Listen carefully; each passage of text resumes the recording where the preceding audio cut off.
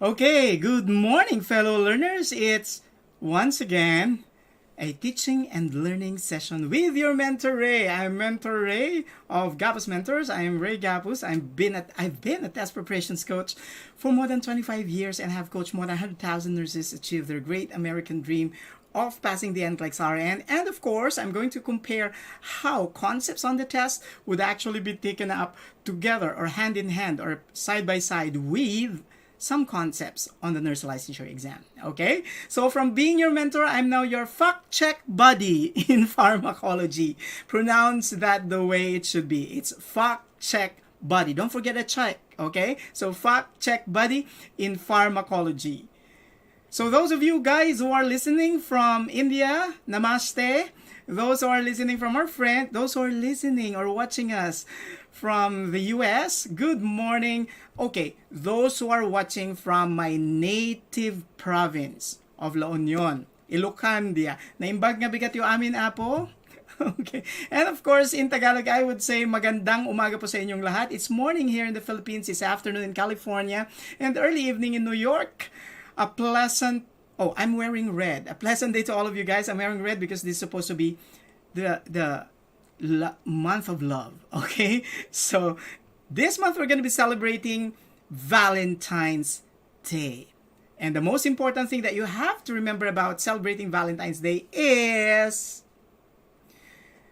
you should love no matter what. Even in the midst of the pandemic, there are certain things that we can't control. But we can always love everything that comes our way. So before we knew it, the primary reason for whatever happens in our lives would actually be revealed to us by time, that is.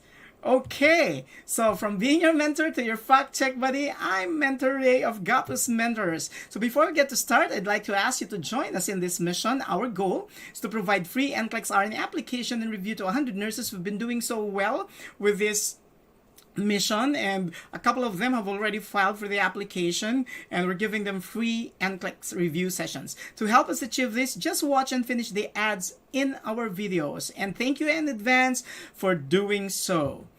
Okay, here's a reminder. If you have questions, you could actually send it to me and I'll respond immediately through this email, mentor.raygapus@gmail.com. If you want me to cover some concepts which are not clear to you, well, you could probably just visit our YouTube site because it contains a lot of topics which have been based on the requests of our students. So before we get to formally start our teaching and learning session today, fellow learners, always remember, my teaching and learning session always comes with a set of learning tools that were sent through email. So if you have yet to check your emails, kindly print those out so that you have a guide and you have something that you can scribble your notes on, and you don't have to write anything from the slides that I'm going to use today as we discuss these concepts. Okay, so we're gonna have 3 sessions today. We're gonna have a break in between each of these sessions, and if you have not received your handouts or the teaching and learning tools, you will need to register through our official registration link so that you could be included in those in the list of those who receive the handouts. Okay, please note that you will only receive the PDF files if you registered in the link for the session. Okay, so those of you who are new to my channel, let me invite you, okay, with love, of course. Okay, let me invite you to subscribe, like, and share our YouTube channel. It's entitled R.A. Gapus Mentors. Okay, that's me in the picture. And if you would notice, we have several videos, like the video on cranial nerves has a lot of views, actually. And then, of course, your NCLEX-RN QuickFix session number 1. This is already session number 14. Okay, so we're gonna have session number 14, 15, and 16 today. And then those of you who have difficulty understanding how to interpret ECG, we have a 1 hour 38 minutes and 15 seconds video explaining how to answer questions related to ECG. But if you just would want to focus on the pointers, just a shortcut, then we have a shorter video on that. Okay, as well. So let's move on. So this is QuickFix session number 14.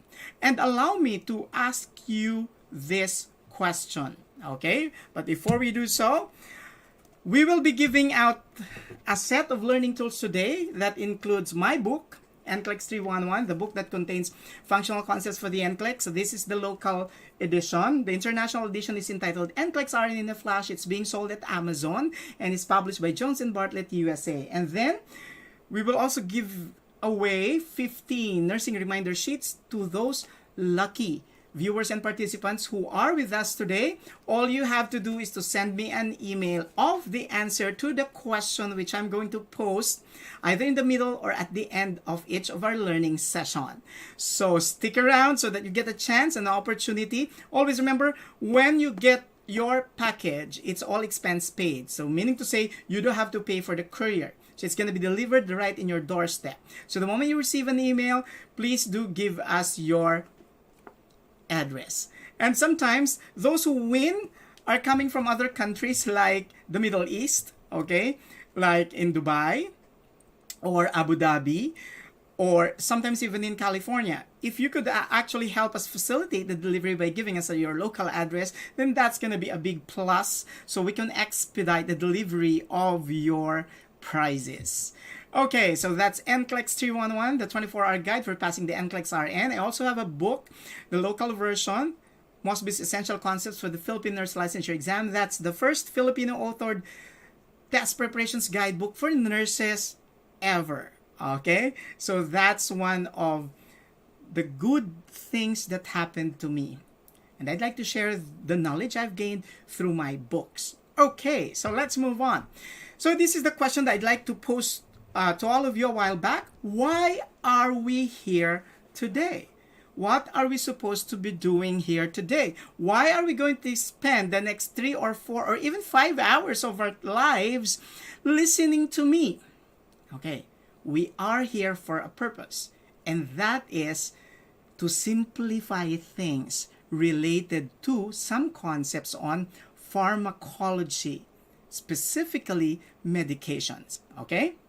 Why?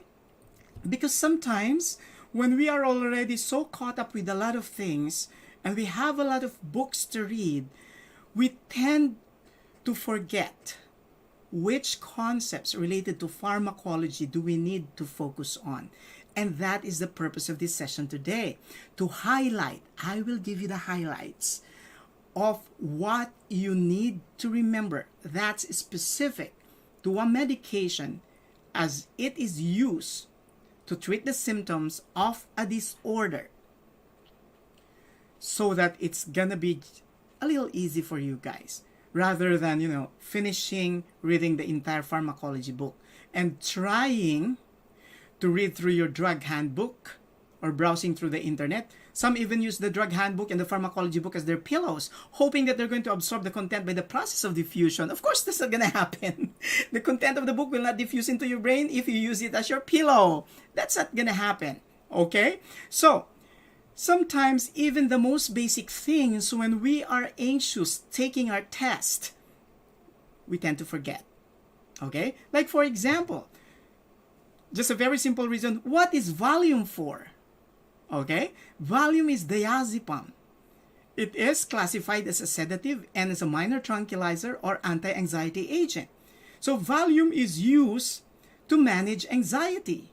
But then again, when you study drugs, you should not end up with the classification. You should not end up with the purpose. You have to know a little bit of the condition for which the medication was prescribed for. In essence, if you're asking yourself, what is Valium for? It is for anxiety. So the next question should be, and what is anxiety? Okay? What is anxiety? Well, anxiety, as defined by somebody I know, someone told me about this definition. That's what I hear when people at the salon are happy. Oh, anxiety is what you hear when people at the salon are happy? Yes. Okay? Like they will say, anxiety, anxiety. It's also what you hear when your house staff would receive their bonus at the year's end. They'll say, ang saya te, ang saya te. For our colleagues who don't speak our native language in Filipino, this is just a joke on how we actually pronounce anxiety. So, anxiety. Okay? Of course, that's a joke. And before we get to start our discussion, let me begin with the good news from Wangka Junyo, who gave us this feedback. Oh my gosh, finally, I passed the NCLEX on my third attempt. It's a charm. I guess it doesn't matter how many times you take the exams, but it's the end that matters. Excellent. If you would notice, she made this comment on the video, specifically the live streaming, which I do every Friday. May I invite our colleagues who are taking their HAAD-RN, DHA, Prometric, and NLE, the local licensure examination for nurses. We are having a live streaming free review every Friday on pointers specific for your test. So Wangka Jr. actually posted this feedback on our pointers for NCLEX, NLE, HAAD-RN, DHA, and Prometric Session 2. Join me every Friday. Okay, let's move on. And I'd like to congratulate Jervilea Kabatbat Kabiko from the University of Northern Philippines, who passed the California Board of Nursing last January 30, 2021. What's funny about Jervi is that, well, she took her bachelor's degree in the University of Northern Philippines, the same university where her father finished his bachelor's degree in nursing. And here's a little trivia. Junel Cabico, the father of Jervilia, was my student. That reminds me of my age. I'm that old, okay? So congratulations, Jervi. And we did the class through online sessions, and that's through the Ray A. Gapos review system. So she actually sent me an email, and I'd like to read it out aloud to everyone to inspire you guys. Good day, sir. It is a great pleasure to finally be able to break the news to you po. You once again produce a new NCLEX-RN passer. You have a new USRN, sir. Thank you so much to the whole RAG RC team, Ma'am Jem, Ma'am Kai. Thank you for nurturing us. Thank you for sharing your never-ending knowledge with us. May God continuously bless you always, and may you always be the instruments of success. Proud Gapos baby. And I replied, congratulations, I'm honored and privileged to have mentored you. Congratulations to your mom and dad too. They have a great daughter in you. Sincerely, that's me, Mentor Ray. And of course, she never stopped sending those thank you messages. She even sent it through Facebook, and she said, good day, sir. I've already emailed you, but I would also like to send you the message here. Okay, that's what I'm trying to say. People who are always grateful for the things you do for them are the ones who would become successful in life because they know how to look back. Okay. And of course, another personal email from Jervilia. Thank you so much po, sir. I felt so much more confident after our mentoring prior to my examination. Yes, I did a one-on-one mentoring with her prior to her test. Thank you, Lord. It was truly an honor to have been with RAGRC. I enjoyed the lectures, and all the knowledge imparted were easily digested. God bless you and your team always, sir. Hoping to meeting you in person very soon. I'm supposed to go to California last year, but because of the pandemic, got postponed. Take care and stay safe. Once again, thank you so much. And there's a message here, there's a request. Please don't retire yet. I'm not retiring in terms of sharing my God-given knowledge to all of you, my colleagues. Because at the end of the day, I'd like to be a part of your generation. And at certain points in time, if ever you remember my name in the course of your nursing career, I would be grateful if you remember. If you don't, that's just perfectly fine. I would just be happy being a part of your preparations to turn your great dreams to reality. Once again, thank you so much for the very kind messages, Jervilia. Okay, now what is difficult with studying pharmacology and integrating the concepts of prioritizing and delegation? Well, sometimes we spend so much time reading our notes, understanding our lessons, and all of a sudden, when we're about to take our test because we've read so much, okay, there's usually that positive mental outlook, and that's not bad. That's not bad. So we gain confidence from what we do. So we develop the positive mental attitude. That's very, very good. But the moment you meet a question on pharmacology, okay, we usually develop what I call the pharma questions loop. The moment you get a question on pharmacology, that positive mental attitude would transform itself into this. Okay? So this is what happens when you are faced with a question on pharmacology. The question is, why? Because sometimes a lot of literatures are being fed to us. We read a lot of books, we read a lot of articles, we ask notes from our friends, from our classmates, and then all of a sudden we get tons of concepts, literatures, and books. And then we read them all.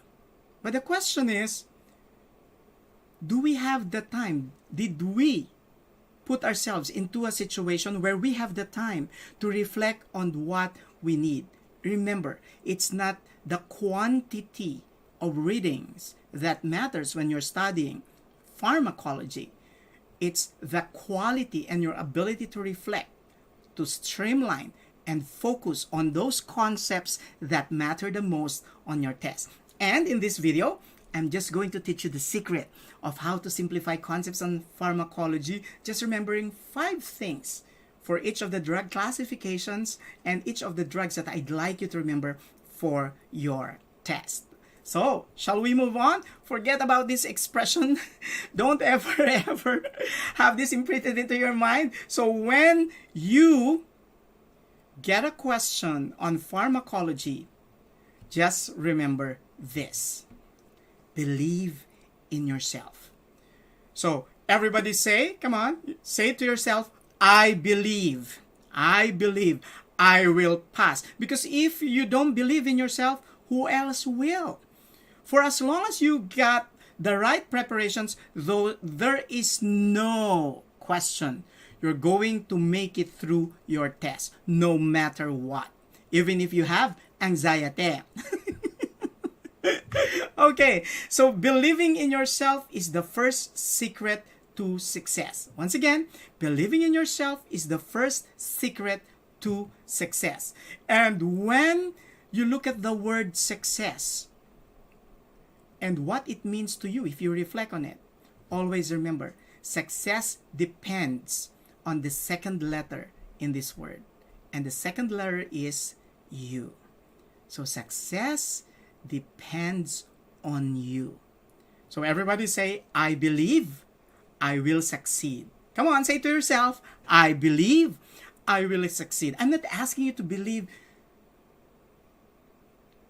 me, to believe just on me. I'm asking you to believe in yourself, in your ability. Don't just believe in what I'm doing for you guys. I'm just facilitating learning. At the end of the day, it's gonna be you who will achieve success. It's gonna be you who will reap the fruits of your success. And it's gonna be you who will make the decision to either succeed or fail. So everybody say to yourself again, I believe I will succeed. I believe I will succeed no matter what. Okay? So here's one of our YouTube participants who gave us a comment on our latest upload. That's NCLEX-RN QuickFix session 13. Atinuke Domingo, I want to say thank you for what you do. I took my board in November 10, 2020 and passed. Some of your videos helped me. I'm in Houston, Texas. Thank you, Atinuke. Your pointers help me. Thank you so much and God bless you. Look, the pointers help me. We have several videos that deal with pointers. And we have from Griffin Clark. Very helpful. Thank you for this free session, Sir Ray. May God bless you more. And Desa Ugbuehi. Thank you so much, sir. QuickFix lectures were great content refresher. I passed my NCLEX-RN. Congratulations, Desa. Congratulations. And this is what I'm happy with what I'm doing. I'm trying to help people whom I have not even met in person, and they're passing their tests through our videos. So please don't hesitate to click that subscribe and bell notification button so you get notified on our teaching and learning activities at Gapos Mentors. So thank you very much, Desa Ogbehi, and she said thank you for the laughter and encouragement as well. Okay, the laughter always comes in handy in my classes. I don't know why. Okay, but you know, sometimes as they say, when you lack oxygen, the only way that you can increase oxygen in your brain is to laugh. But why do we need increased oxygen when we're taking a test? Because an adequate oxygenation of the brain is required for your mind to function at its best. So if you are forgetting concepts which you have studied when answering questions on pharmacology, one way to deal with it is to laugh.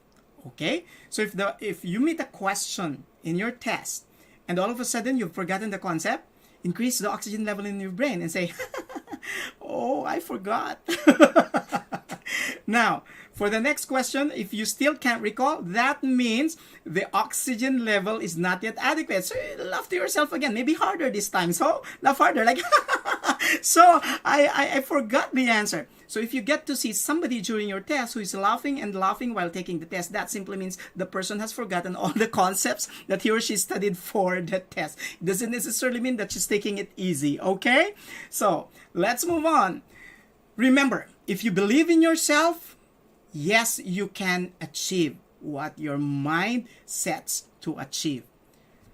Always remember this. Say, I believe I can achieve. Okay? So, before we get to start our discussion, I'd like you to quit 5 things now. The first is trying to please everyone. So don't get to the not so good habit of absorbing all learning tools that are being given to you. I have to tell you this. The worldview and therefore the mindset of Easterners and Westerners are different. What works for Asians does not work for Americans. What works for Americans does not necessarily work for Asians. I spent so much of my time, 3 years studying in the States, to realize that. So learning tools have to be specific for a certain cultural group. And this is the reason why I came up with the functional concepts method to teach you how to remember this and the methodology that is aligned to your mindset as either an Easterner or a Westerner. And then fearing change. Don't fear change. Change will come no matter what we do. Ride the tide of change. Living in the past. If you have failed the test in the past, forget about it. Pick your things up and then begin to work on your weaknesses and turn them into your strengths. And then don't put yourself down. If you're getting low scores in your test drills, forget about those low scores. Those are not the actual tests. What matters is, remember this, failure is not the opposite of success. It is a part of success. The more you fail, the more you are inching your way towards success. And the most important thing, avoid overthinking. Once again, avoid overthinking. Let's move on. So those of you who have yet to subscribe, please do visit our YouTube channel. You have R.A. Gapos Mentors. I'm your mentor, Ray, teaching in most of those videos, but you're going to meet also some members of our team like Mentor Kai, Mentor Jem, and Mentor Iris. Okay, so this is it. Let's begin with our first concept, prioritizing and delegation. Here's a sample question. Which of the following aspects of medication administration can the RN or the registered nurse delegate to the unlicensed assistive personnel? Now, for you to be able to answer this question, you have to know the principles of delegation. When you say delegation, it's the transfer of responsibility, okay, to the unlicensed assistive personnel. But the accountability, meaning your answerability to whatever result your delegated task may have, still remains with the RN. Once again, the accountability remains with the RN. The responsibility could be delegated to the unlicensed assistive personnel. In our local lingo, the unlicensed assistive personnel could be the manang or the manong in the hospital. Okay? Colleagues, listen up. when we're studying questions such as this, the first thing that comes to our mind is that, are these questions also phrased the same way when we take our nurse licensure exam? Yes, it's usually phrased this way. So let's go through each options. 1, administration of subcutaneous insulin to a home care resident. So if you're not aware of the position of the National Council of State Boards of Nursing, you'll be able to know that they are permitting the unlicensed assisted personnel, provided they have the competence and the training, to administer routine medications like subcutaneous insulin to home care residents. So this is a yes.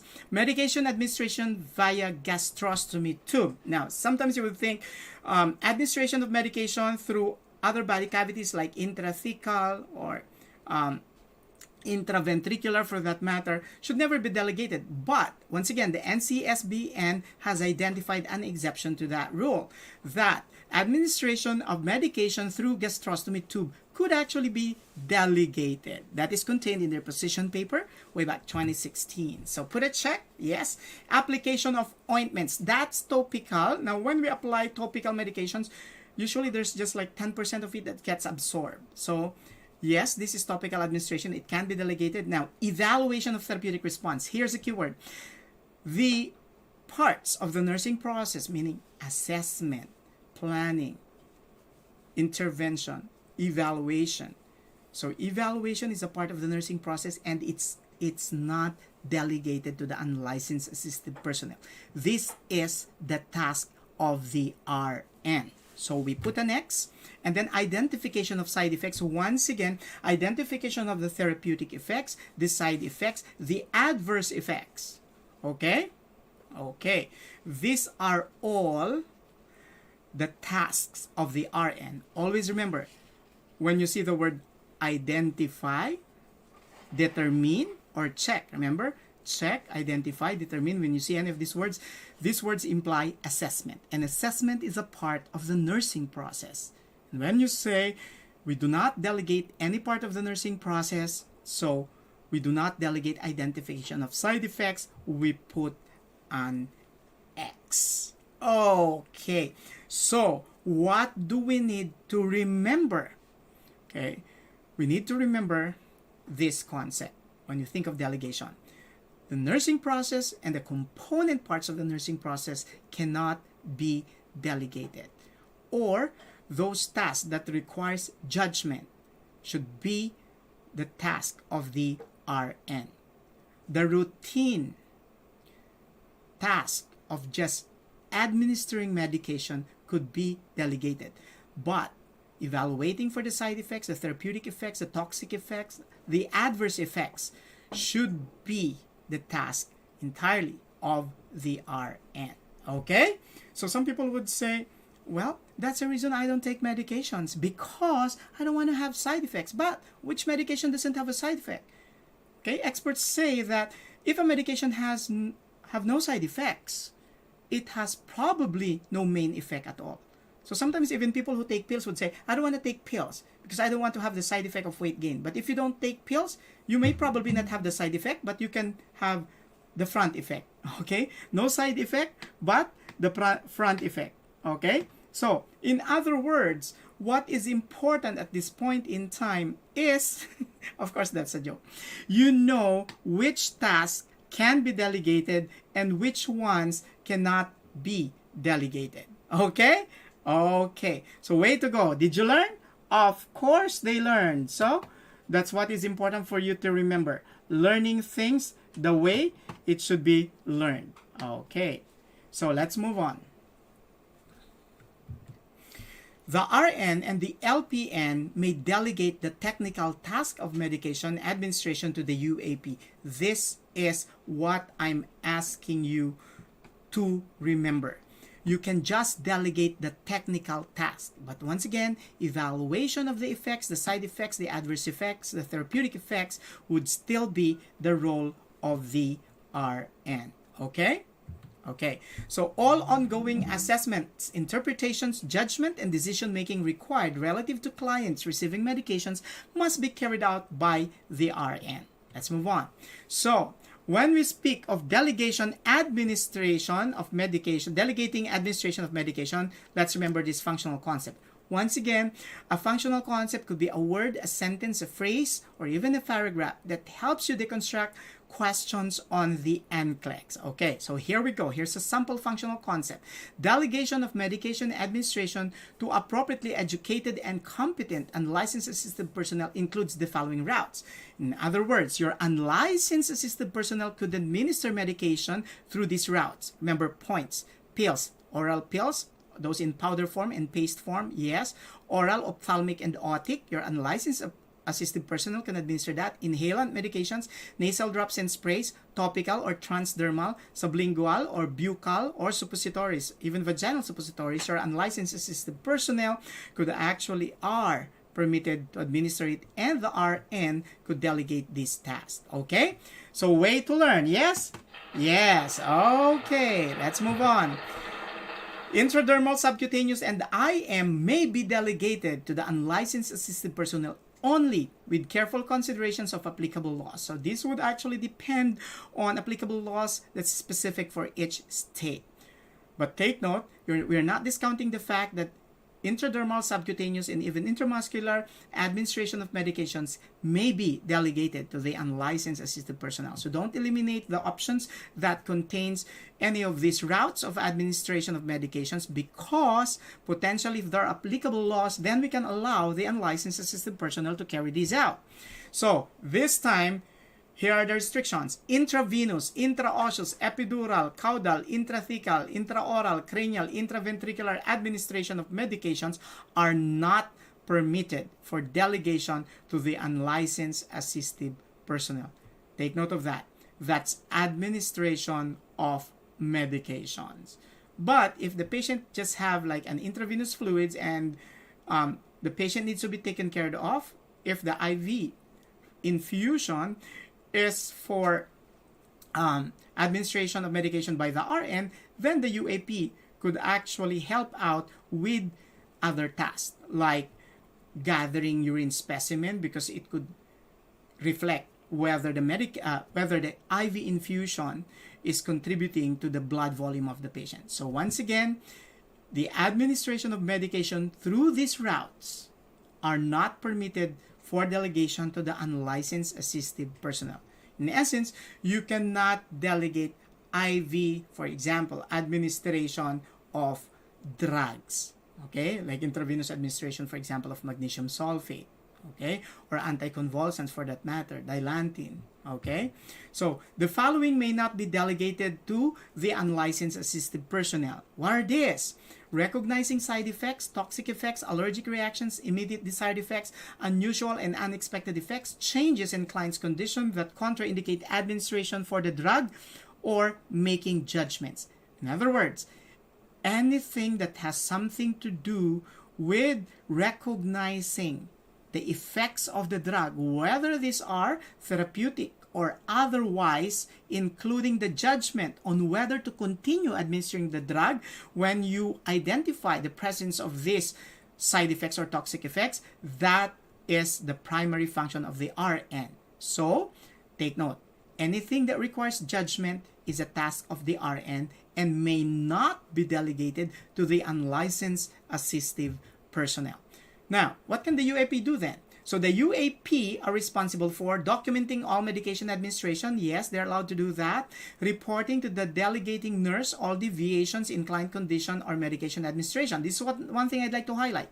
The unlicensed assistive personnel can report to the RN, the nurse who delegated the task, but they cannot report directly to the physician or the provider. So always remember, the unlicensed assistive personnel reports to the nurse. If, for example, the urine output of the patient is blood tinged, okay, so they can report that to the registered nurse, and the registered nurse will need to validate that before reporting it to the physician for proper action. So, using the knowledge which we just learned, this is the beauty of using functional concepts. We evaluate how we learned it by answering a sample question. Let's try answering a sample question. So let's begin with the functional concept and let's apply it in answering a sample question. A client who is receiving a stat dose of medication should be considered a priority over clients who are receiving maintenance medications, which means a client who would need an immediate administration of medication should be considered as a priority. Like, for example, if the patient's having an allergic reaction and the patient would need an immediate dose of epinephrine to prevent laryngeal edema, then that patient should be the priority. Okay, so let's move on. Let's try answering a sample question. The registered nurse is about to administer medications to 4 clients. Which client should be considered as the priority? We need to apply the principles of prioritizing here for the administration of medication. Now, what is difficult with this type of question is that you are being given 4 options with 4 different patients receiving different medications, okay? And you have a specific diagnosis or a manifestation that comes with the patient. So let's go through each option. 1, 35-year-old client receiving ampicillin intravenous piggyback every 4 hours due to bacterial pneumonia. That's a diagnosis. 25-year-old receiving digoxin per arm every day with a heart rate of 80 beats per minute. 30-year-old receiving a stat dose of furosemide due to distended neck vein and moist cough. And 45-year-old receiving quinapril. Sorry for that. Okay, that's an antihypertensive per rm daily with a blood pressure of 120/78. So the most important thing that you have to remember with this type of question is, first, okay, remember your functional concept. What did we say a while back? A client who is receiving a stat dose of medication should be considered a priority. That's the magic word, stat dose. Therefore, let's look for that word. Do we have a word that says stat? Yes, but if that word is reworded like immediate dose, then that could also be considered as a priority. So the answer is number 3. 30-year-old receiving a stat dose of furosemide due to distended neck vein and moist cough. Distended neck vein and moist cough indicates heart failure. There's now congestion in the cardiovascular system. Now, what about ampicillin? That's an antibiotic given to a client with bacterial pneumonia. What about digoxin? Now, digoxin is usually given to a client with a heart condition like congestive heart failure to enhance the pumping action of the heart. So it strengthens cardiac contraction. And for as long as the heart rate is not below 60, then we can continuously give digoxin. Now, quinapril, on the other hand, is an antihypertensive, and here you have the normal blood pressure, which could be indicative of the effect of the drug. So, once again, the key word, your magic word there, stat dose. Are you learning? Yes. If you are learning, give me a clap. If you are learning, give me a clap. Okay?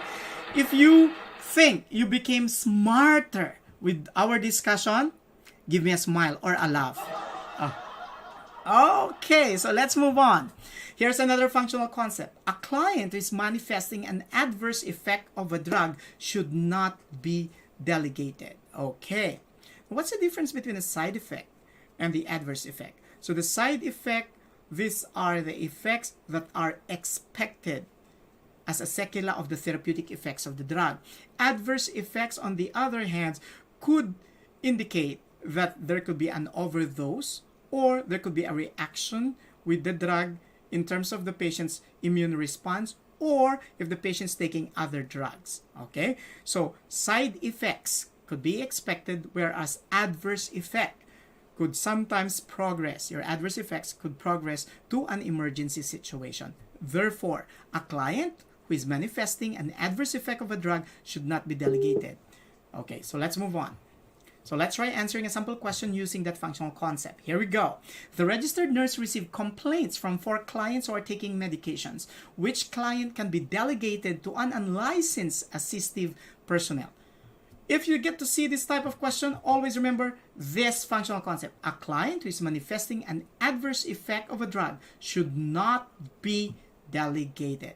So look for the client who is having an adverse effect of a drug.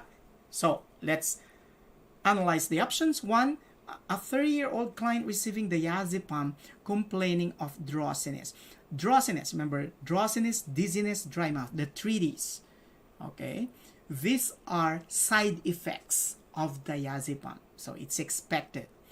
Number 2, 27-year-old receiving quetiapine, which is an antipsychotic with a temperature of 39 degrees centigrade. Now, if the temperature of the patient who's taking an antipsychotic is more than 38.5, then that could be indicative of malignant hyperthermia. Once again, malignant hyperthermia. Number 3, 20-year-old receiving fluoxetine, complaining of dry mouth. Now, fluoxetine is an antidepressant, and dry mouth is one of the anticholinergic side effects of antidepressants. So once again, if this is a side effect, then that is expected. And number 4, a 40-year-old receiving lithium carbonate with fine hand tremors. Now, fine hand tremors in clients who are taking lithium could be indicative of side effects. But if the fine hand tremors progresses to coarse tremors, so fine hand tremors progressing to coarse tremors, that's when we suspect lithium toxicity. Once again, if it's just fine hand tremors, it's a side effect. If it's fine hand tremors progressing to coarse tremors, then that's indicative of lithium toxicity, meaning there is an adverse condition. Okay, so it's very important that you know how to differentiate a symptom from other symptoms. Like for example, if you have a patient with taking lithium, fine hand tremors could indicate a side effect. Fine hand tremors moving to coarse tremors, that's indicative of lithium toxicity. If the patient's just having coarse tremors, then that could be associated with alcohol withdrawal syndrome, so like Wernicke-Korsakoff psychosis. If the patient's just having fine hand tremors without not related to medication, that could be associated with hyperthyroidism. If the patient's having flapping tremors, then that could be associated with hepatic encephalopathy. If the patient is having pill-rolling tremors or resting tremors, then that could be associated with Parkinson's disease. If the patient's having intentional tremors, then that's associated with multiple sclerosis. In essence, it's very, very important that you know how to differentiate the types of signs and symptoms that the patient is manifesting, so you're able to reason out your choice of options for these types of questions. So once again, we said 1, the drowsiness is a side effect. For option 3, the dry mouth is a side effect, so it's expected. For option 4, fine hand tremors is a side effect, so it's expected. But an elevation of temperature that's above 38.5 in a client who's taking quetiapine, an antipsychotic, may indicate the development of malignant hyperthermia. And that needs to be reported to the physician. Therefore, if you are being asked which client can be delegated to an unlicensed assistive personnel, I'm sorry, the question should have been which client cannot be delegated, to an unlicensed assistive personnel. Cannot, that should have been your number 2. Cannot be delegated. Sorry for that misprint. Okay, so here's a functional concept. There are 5 aspects of each drug that should be focused on when studying drugs, namely classification and subtype, how to evaluate the effects, exactly when is it best to administer the drug, client instructions, and keys to giving it safely. In other words, you have the check principle. So always check your medication. That's why I'm here.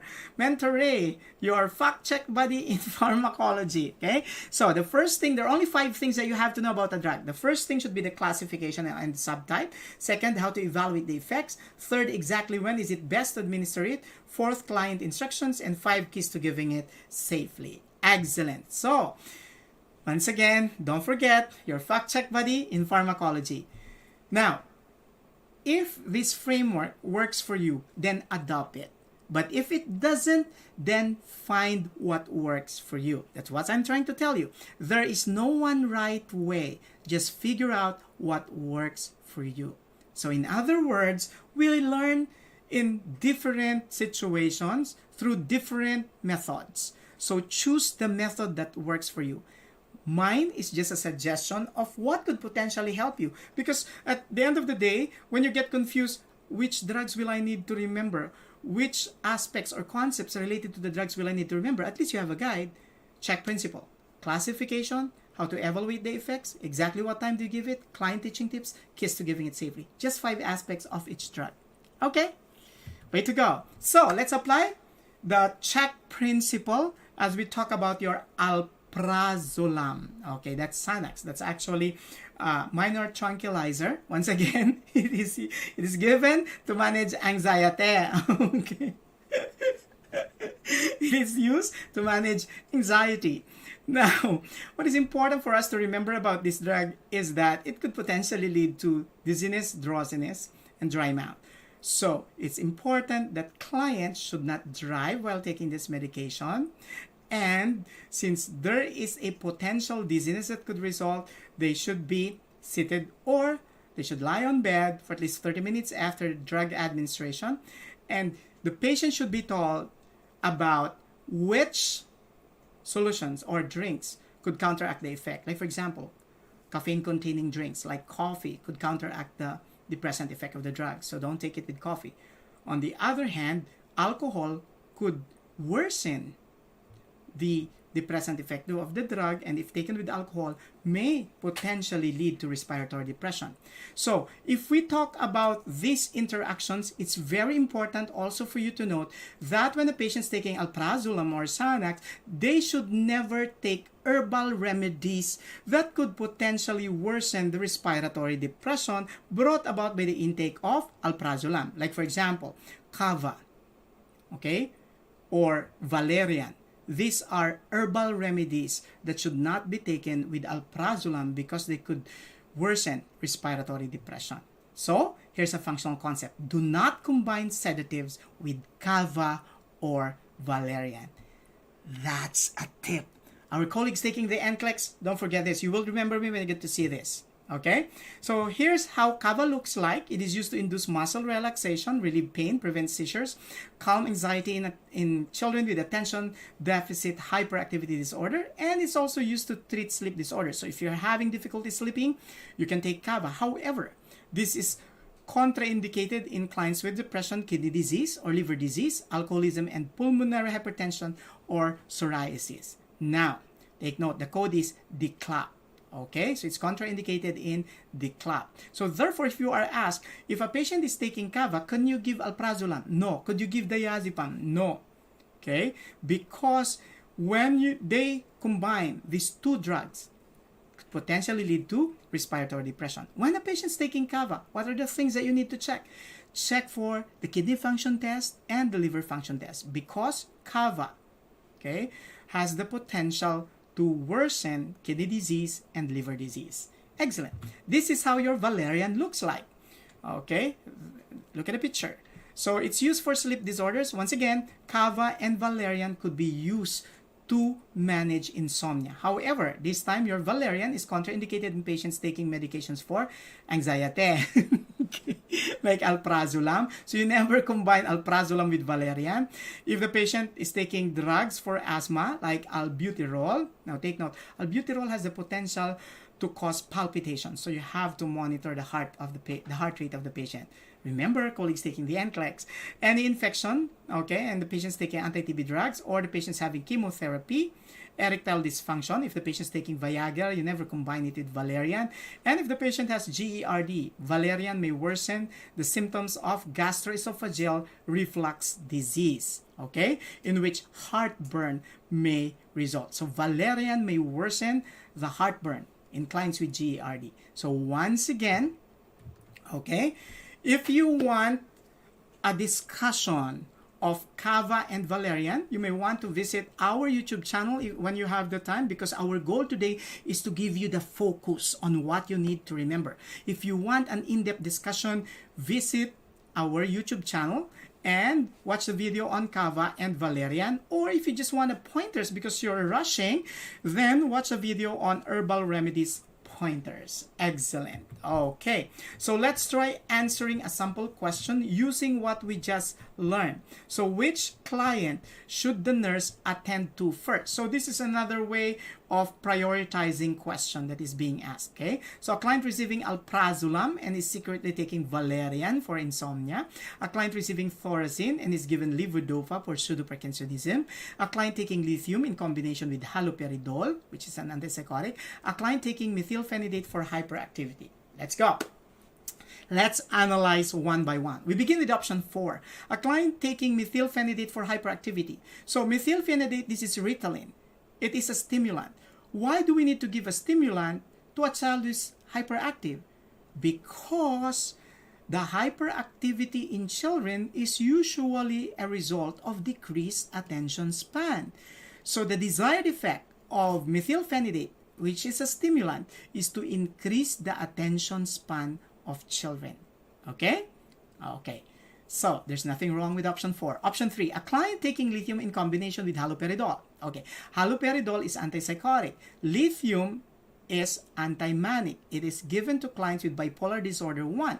Question: can we give lithium in combination with an antipsychotic? Answer: yes. Why? Because lithium is slow acting. It takes 1 to 2 weeks before the therapeutic effects occur. Therefore, it cannot be effective immediately when the patient is having acute manic reaction. So to manage the acute symptoms of mania, we need an antipsychotic, which acts rapidly compared to lithium. So while we are waiting for the effects of lithium, and that would usually take us 1 to 2 weeks, the haloperidol is the one that will manage the acute symptoms of mania. Therefore, this is a correct combination, nothing wrong with it. We're left with options 1 and 2. Let's analyze option number 2. A client receiving thorazine and is given levodopa for pseudoparkinsonism. Thorazine is an antipsychotic. Levodopa is an anti-Parkinsonian agent. It is given to prevent pseudoparkinsonism. Yes, nothing wrong with it. But, colleagues taking the NCLEX, remember, we only give levodopa to a schizophrenic patient if the patient is receiving an antipsychotic. Because if the patient is not receiving an antipsychotic, levodopa may worsen the delusions and hallucinations in schizophrenia. So we only give levodopa when a patient is taking an antipsychotic. And take note, colleagues who are taking the NCLEX, levodopa should never be given with high protein foods, or it should never be given with vitamin B6. Why? It slows the absorption of levodopa. So if levodopa, okay, you need to remind the patient to avoid high protein foods or never give it with vitamin B6. We also have a drug, if to compare it and to contrast, that requires the administration of vitamin B6, and that is your INH, because your isoniazid, which is the primary monotherapy for TB, causes peripheral neuropathy if not given with B6. So for INH, you need B6. For levodopa, avoid B6. That leaves us to option 1. A client receiving alprazolam. This is a minor tranquilizer and secretly taking valerian. Valerian is an herbal remedy. What did you say with our functional concept? You never combine your drugs with herbal remedies. And therefore, so which should the nurse attend to first? That's easy now. It's option 1. Excellent. Okay. Now, let's talk about diazepam. Diazepam is Valium. It's also a minor tranquilizer. So, it's usually given as an anti-anxiety. Okay. Anxiety. Okay. It's also given as a pre-op medication, and it's given to all clients instructions to reduce muscle spasm. Therefore, there could be multiple reasons why we give diazepam. But I'd like you to remember one important functional concept about diazepam. What is it? Never mix diazepam with other drugs, because your diazepam is incompatible with any drug. So you have to administer it separately. Okay? So you never combine it with kava. You never combine it with valerian. Now, if you are going to be asked, when's the best time to take your anti-anxiety medications? Now, your anti-anxiety medications are best given before meals, because food in the stomach usually would delay the absorption of the drug. Now, how do we focus ourselves with the functional concept? So, most psychiatric drugs are given with meals, except for anti-anxiety, which should always be given before meals, because food in the stomach delays absorption. So remember, diazepam is best given before meals. Okay, once again, diazepam causes also your 3Ds, dizziness, drowsiness, and dry mouth. Okay, let's move on. There's also what is termed as paradoxical effect. So the opposite effect of diazepam, instead of causing sedation, causes violent or hostile behavior. And that needs to be reported to the physician if that occurs. We call that paradoxical reaction, the opposite of the desired effect of the drug. Okay? So the diazepam may cause dizziness. Therefore, what's the implication of this functional concept? Let's try answering a sample question.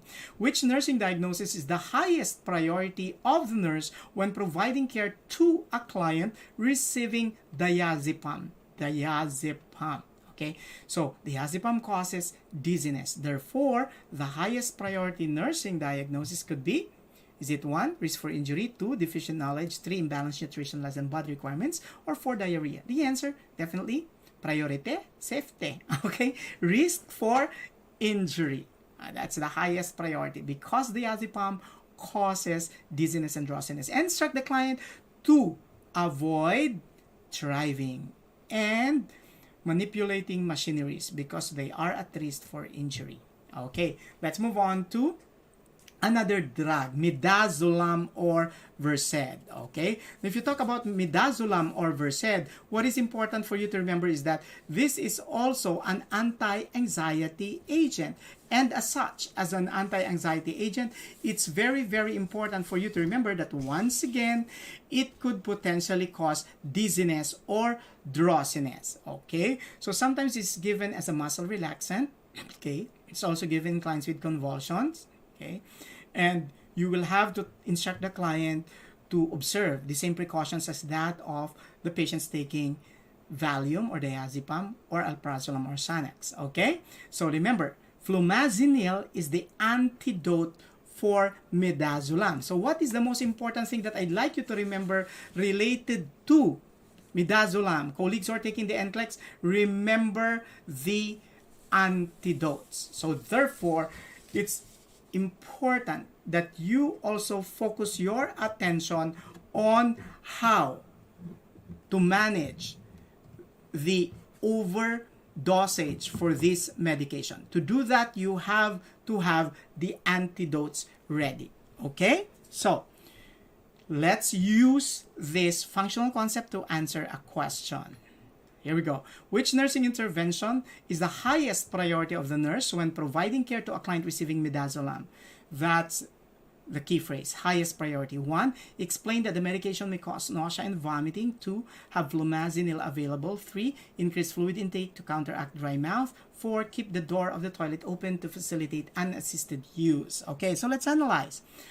Option 4, keep the door of the toilet open to facilitate unassisted use. This is not a safe intervention. Remember, the drug, midazolam, causes dizziness. So you have to provide assistance when the patient goes to the toilet. Okay, so 4 is not correct. Increase fluid intake to counteract dry mouth. Now, remember this class. Drug-induced dry mouth is not appropriately managed by increasing fluid intake. Because when the dry mouth is drug-induced, it doesn't go away even if the patient drinks fluids. In fact, when they are drinking too much fluid, that could potentially lead to dilutional hyponatremia or water intoxication. So we're left with 2 options, 1 or 2. Remember, explaining what the medication does and the side effects. This is pertaining to provision of information, which may not necessarily be the priority when you are considering the safety of the client who's taking the medication. So the best intervention, therefore, or the highest priority, is to have flumazenil available. Okay?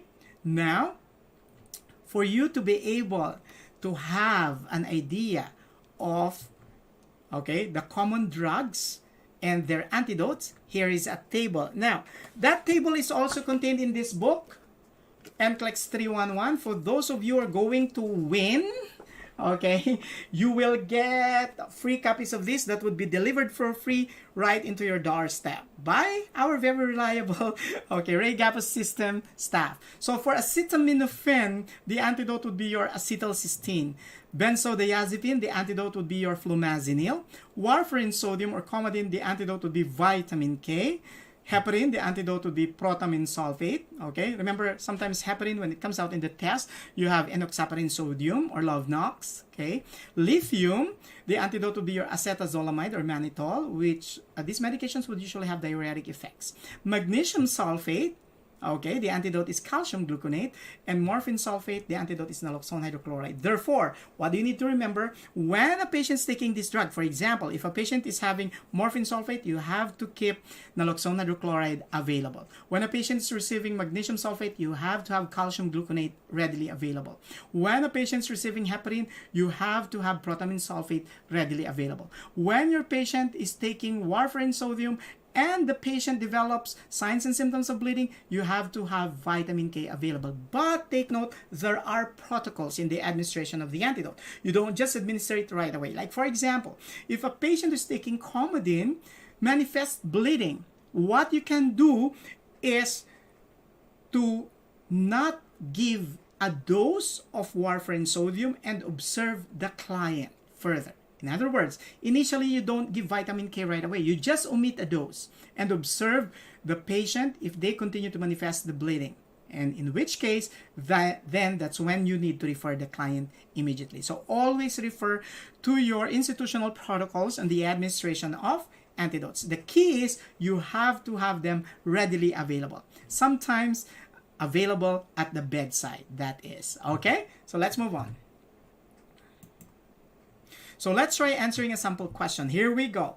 The nurse is assigned to provide care to a client with post-abdominal hysterectomy 1.5 hours after the surgery. While in the post-anesthesia care unit, the client complains of pain. The nurse administers the prescribed dose of morphine intravenously. 5 minutes after the drug administration, the client became difficult to arouse. The respiratory rate is 5 per minute. Of course, that's just so low. Okay, when the normal is 12 to 20 for adults or 12 to 16 for adults, and the oxygen saturation is 87% on room air. The oxygen saturation, once it falls below 90, it requires attention from the nurse, because your normal oxygen saturation should be above 95. Some books would say 94 to 90%. Okay, so which of the following interventions is the highest priority of the nurse? Assess the surgical site for bleeding, put the client in flat position, that's number 2, and 3, document the efficacy of the prescribed medication, and 4, administer naloxone hydrochloride on Narcan. It's clear that the client is having respiratory depression, and that is due to the administration of your morphine. So you have to have the antidote ready. Administer naloxone hydrochloride and make it available. Okay, so the answer is number 4. Okay, now, just to summarize everything that we learned so far, please do check on your handouts. I know this part in the handout is blank for you to write on. Okay, so just to summarize everything that we learned. So let's use the check principle to summarize what we learned. Remember, I'm Mentor Ray, your fact check buddy in pharmacology. So before we do that, I'd like to read a message again from Atinoco Domingo. I want to say thank you for what you do. I took my boards in November 10, 2020 past. Some of your videos helped me. I'm in Houston, Texas. Your pointers helped me. Okay? And I said, most welcome, Atinoc. Spread the great news and be an instrument to help others. What I would want to achieve is that my colleagues who would want to be in America someday or work in the Middle East would have the opportunity to learn about information from quality sources. That's why I'm doing this live streaming every month, okay? And there are 3 sessions which will be uploaded in our YouTube channel, and I have a weekly pointer session every Friday, and I upload at least 2 videos every week for a specific topic that my students or my learners would want to request. So please don't be shy. Send that email to me, okay, to the email I mentioned a while back, mentor.raygapos@gmail.com, so I can help you with your test. There's no need to buy anything, no need to subscribe to anything.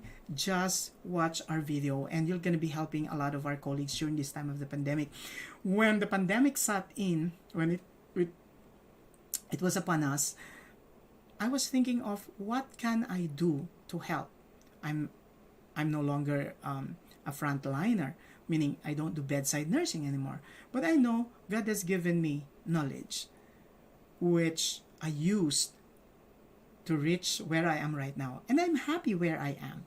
There's contentment because I've mentored more than 100,000 nurses, in more than 25 years of my career. I've achieved much of what I wanted.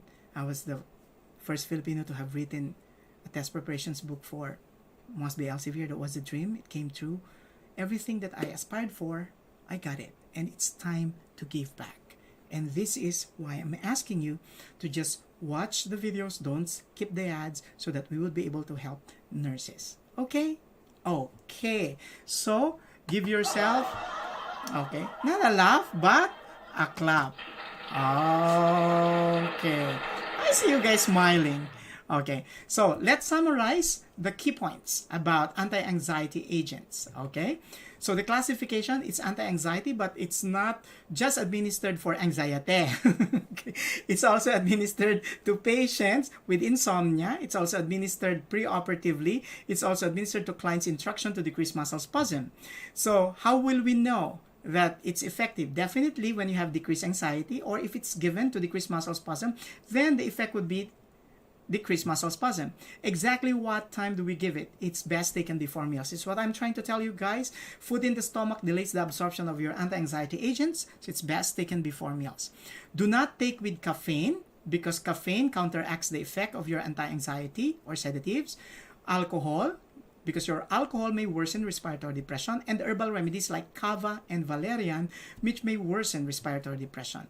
Then avoid activities requiring alertness, so the patient should not drive and should not manipulate machineries. Antidote for benzodiazepines would be your flumazenil. Okay?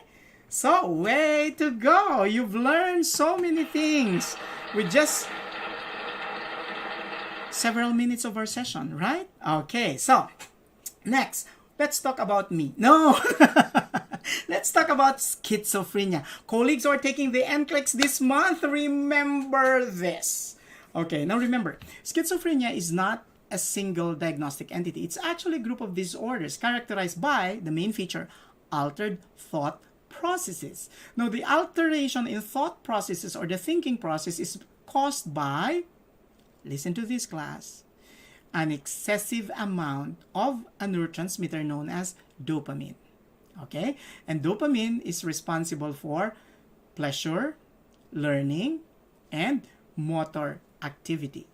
In essence, if you have an excess amount of dopamine, the transmission of impulses from one neuron to the other becomes faster, leading to altered thinking process. Okay, so I would give you the highlight in this video because that's our goal for the quick fix. It's a quick fix, remember? But if you want to have an in-depth discussion of schizophrenia, you could visit my video on schizophrenia with a lot more sample questions and mnemonic in our YouTube channel. Okay, so way to go. So this is actually your neurons. And the parts of the neurons, you have your dendrites, the cell body, the axon, and the axon terminals. Your neurons, although they are located side by side, are not directly connected. The point at which each neuron, specifically the axon of a neuron, almost gets in contact to the dendrites of the other neuron is what we call, okay, this is what we call your synapse. Okay, now question. Since there's no actual connection between one neuron to the other neuron, the impulses are transmitted through your neurotransmitter. Like what I said a while back, example of that would be your dopamine. So if you have an excessive dopamine, like in schizophrenia, the transmission of impulses from one neuron to the other becomes faster, so leading to altered thinking processes. That's why your priority nursing diagnosis when you have a client with schizophrenia would be altered thought process. And the alteration of thought process could lead to manifestations such as delusions, hallucinations. Right? What is delusion? Well, it's what you apply at night. Because if before you sleep, you apply delusion. Okay. No, that's just a joke. I'm just kidding once again. No offense meant. Anxiety, delusion. Okay. Take note, delusion is a false belief. A belief that has no basis or evidence at all. Okay? So delusions is one of the manifestations of schizophrenia. And that is a result of the excessive amount of dopamine. That's the reason why if the patient is not receiving antipsychotic What happens is, when you give levodopa will further increase dopamine, worsening delusions. That's why, to manage the symptoms of schizophrenia, we give antipsychotics. So what is the action of antipsychotics?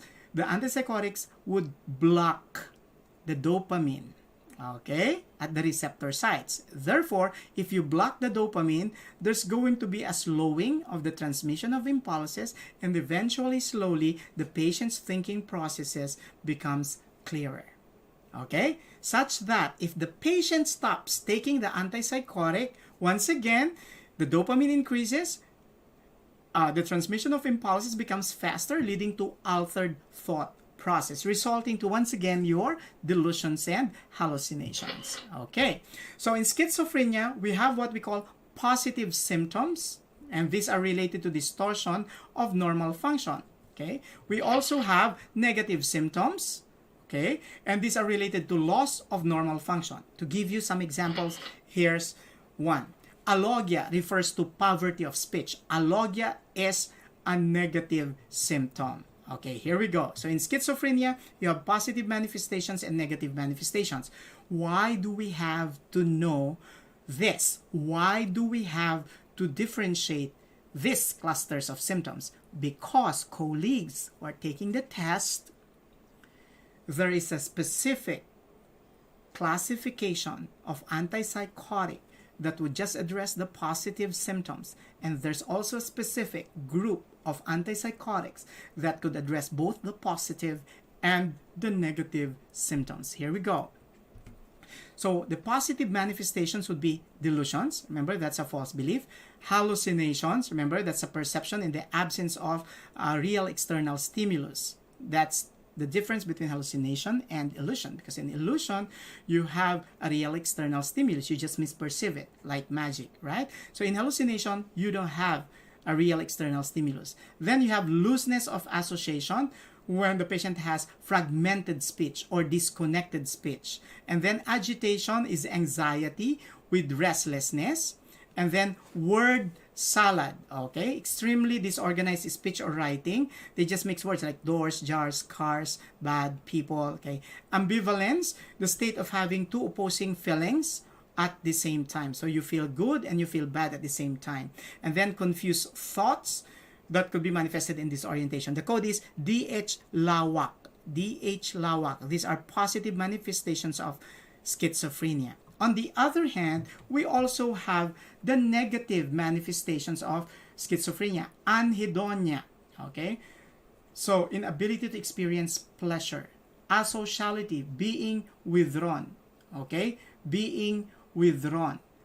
Avolition, lack of motivation or lack of interest, okay, in the things that are happening around you.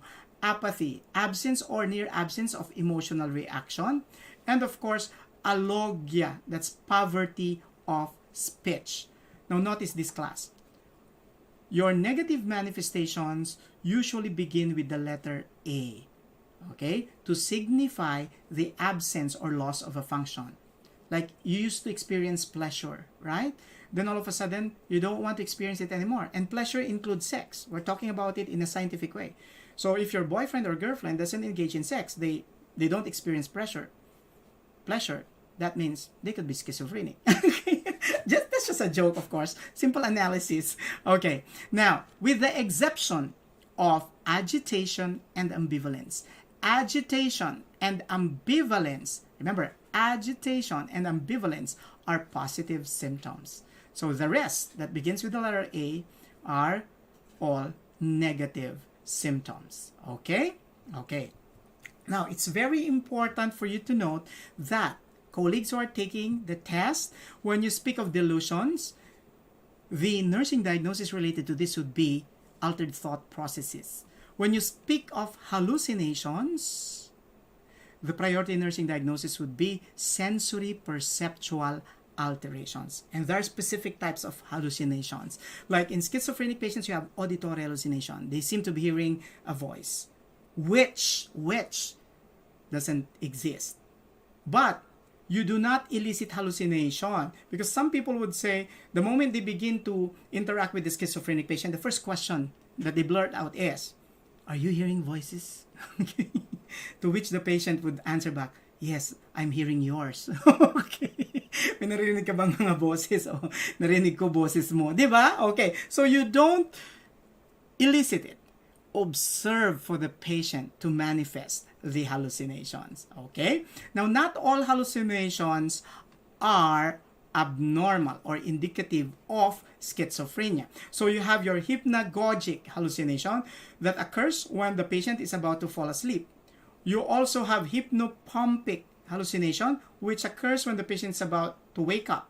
Okay? So these are all considered normal types of hallucinations. So what is important for you to note is that, okay, you are able to identify the priority nursing diagnosis for delusions, which is altered thought processes, and hallucinations, which is sensory perceptual alterations. In an alcoholic patient, they would usually have complaints like bugs are crawling underneath the skin, and these are your tactile hallucinations. Or they would fear shadows. This would be your visual hallucinations. So your priority intervention for tactile hallucination is to present reality and tell the patient, I understand you feel that way, but I don't see any bugs crawling on your skin. For visual hallucinations, you have to bring them to a room that's well lighted so that they don't have any shadows that they could misinterpret as a ghost. Okay? So let's move on. Now, if your patient is manifesting positive signs and symptoms of schizophrenia, then we administer your typical antipsychotics. And when you say typical antipsychotics, an example of this could be your haloperidol or haldol or chlorpromazine or thorazine. Okay? Now, for patients, okay, who may want their positive and negative symptoms addressed, okay, then we administer atypical antipsychotics. An example of this would be your clozapine or clozaril. So remember, your typical antipsychotics would address positive symptoms, whereas your atypical antipsychotics would address both positive and negative symptoms. Okay, so let's try answering a sample question based on what we've discussed and learned. Which of the following should the nurse consider as a priority for evaluation of treatment outcomes in a client taking antipsychotics? Wow. The phrasing and the vocabulary is a bit highfalutin. So we have to break it down and deconstruct the question. So it's asking for a priority of what? Evaluation of treatment outcomes simply means the effect. You are supposed to evaluate the effect of the drug. Specifically, which drug? Your antipsychotics. So, what we're trying to do here is you have to identify which among these manifestations should you address. Because, remember, we address manifestations that could be indicative of adverse effects or toxic effects. So let's move on. So remember that in antipsychotics, the side effect would be anticholinergic. So the patient would have blurred vision, dry mouth, palpitation, urinary retention, orthostatic hypotension. Therefore, dry mouth and constipation, these are anticholinergic side effects. What did we say? It's expected. It's not priority. Urinary retention, once again, it's an anticholinergic side effect. It's expected. It's not a priority. We're left with 3 and 4. 4 is palpitation and hypotension. I told you a while back, you have palpitation and orthostatic hypotension as part of your anticholinergic side effects, and therefore these are not priorities. It is expected. Fever and sore throat, on the other hand, may indicate a granulocytosis, which is a medical emergency. So these two should be your priority. Way to go. Okay? What is difficult with this question is that fever and sore throat as an option were not medically labeled as a granulocytosis. You have to label it yourself. So we call this the syndromatic approach to question analysis. Okay? So let's move on. Now this time let's talk about haloperidol or haldol. Now this is an antipsychotic that's classified as typical. Remember, your typical antipsychotics would usually manage the positive symptoms, but they will not have an effect on the negative symptoms. In other words, your haloperidol may decrease DH lawak. Remember, delusions, hallucinations, looseness of association, agitation, remember word salad, okay, ambivalence, okay, and then your disorientation or confused thoughts, okay. So haloperidol would address those symptoms. However,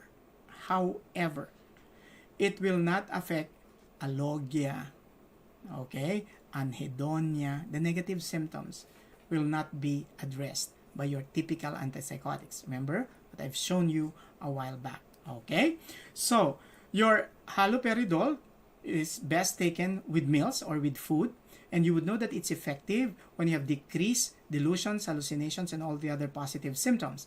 However, a common side effect could be photosensitivity. So instruct the client to avoid direct exposure to sunlight, or they wear long sleeves like this, or they wear wide brim hats, or maybe carry an umbrella, okay?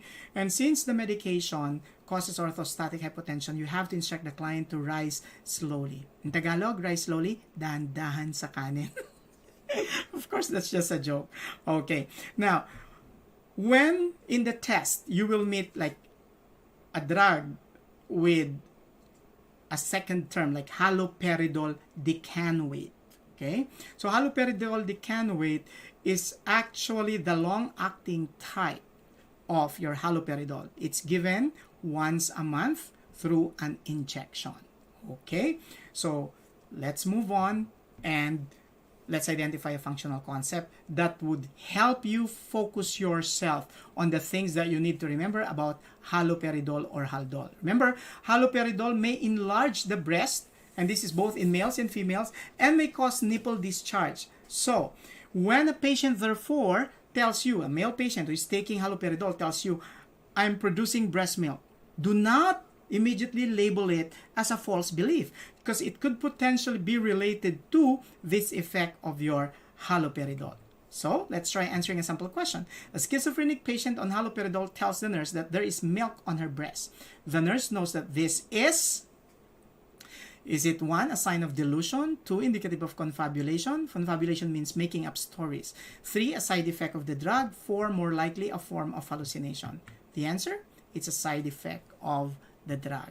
Okay, now let's talk about chlorpromazine or thorazine. It's also an antipsychotic. Remember, it's also classified as typical antipsychotic, and it decreases the positive symptoms again, meaning delusions, hallucinations, looseness of association. So it's best given with or after meals. Okay, so with food or after meals, and once again, it could also potentially cause photosensitivity, and you have to instruct the client to avoid direct exposure to sunlight. Now, remember that your chlorpromazine may also cause a granulocytosis or even neuroleptic malignant syndrome. Okay, we'll talk about that more about neuroleptic malignant syndrome in a while. Okay, so let's try answering a sample question. Okay, chlorpromazine is used for which of the following conditions? Yes, schizophrenia.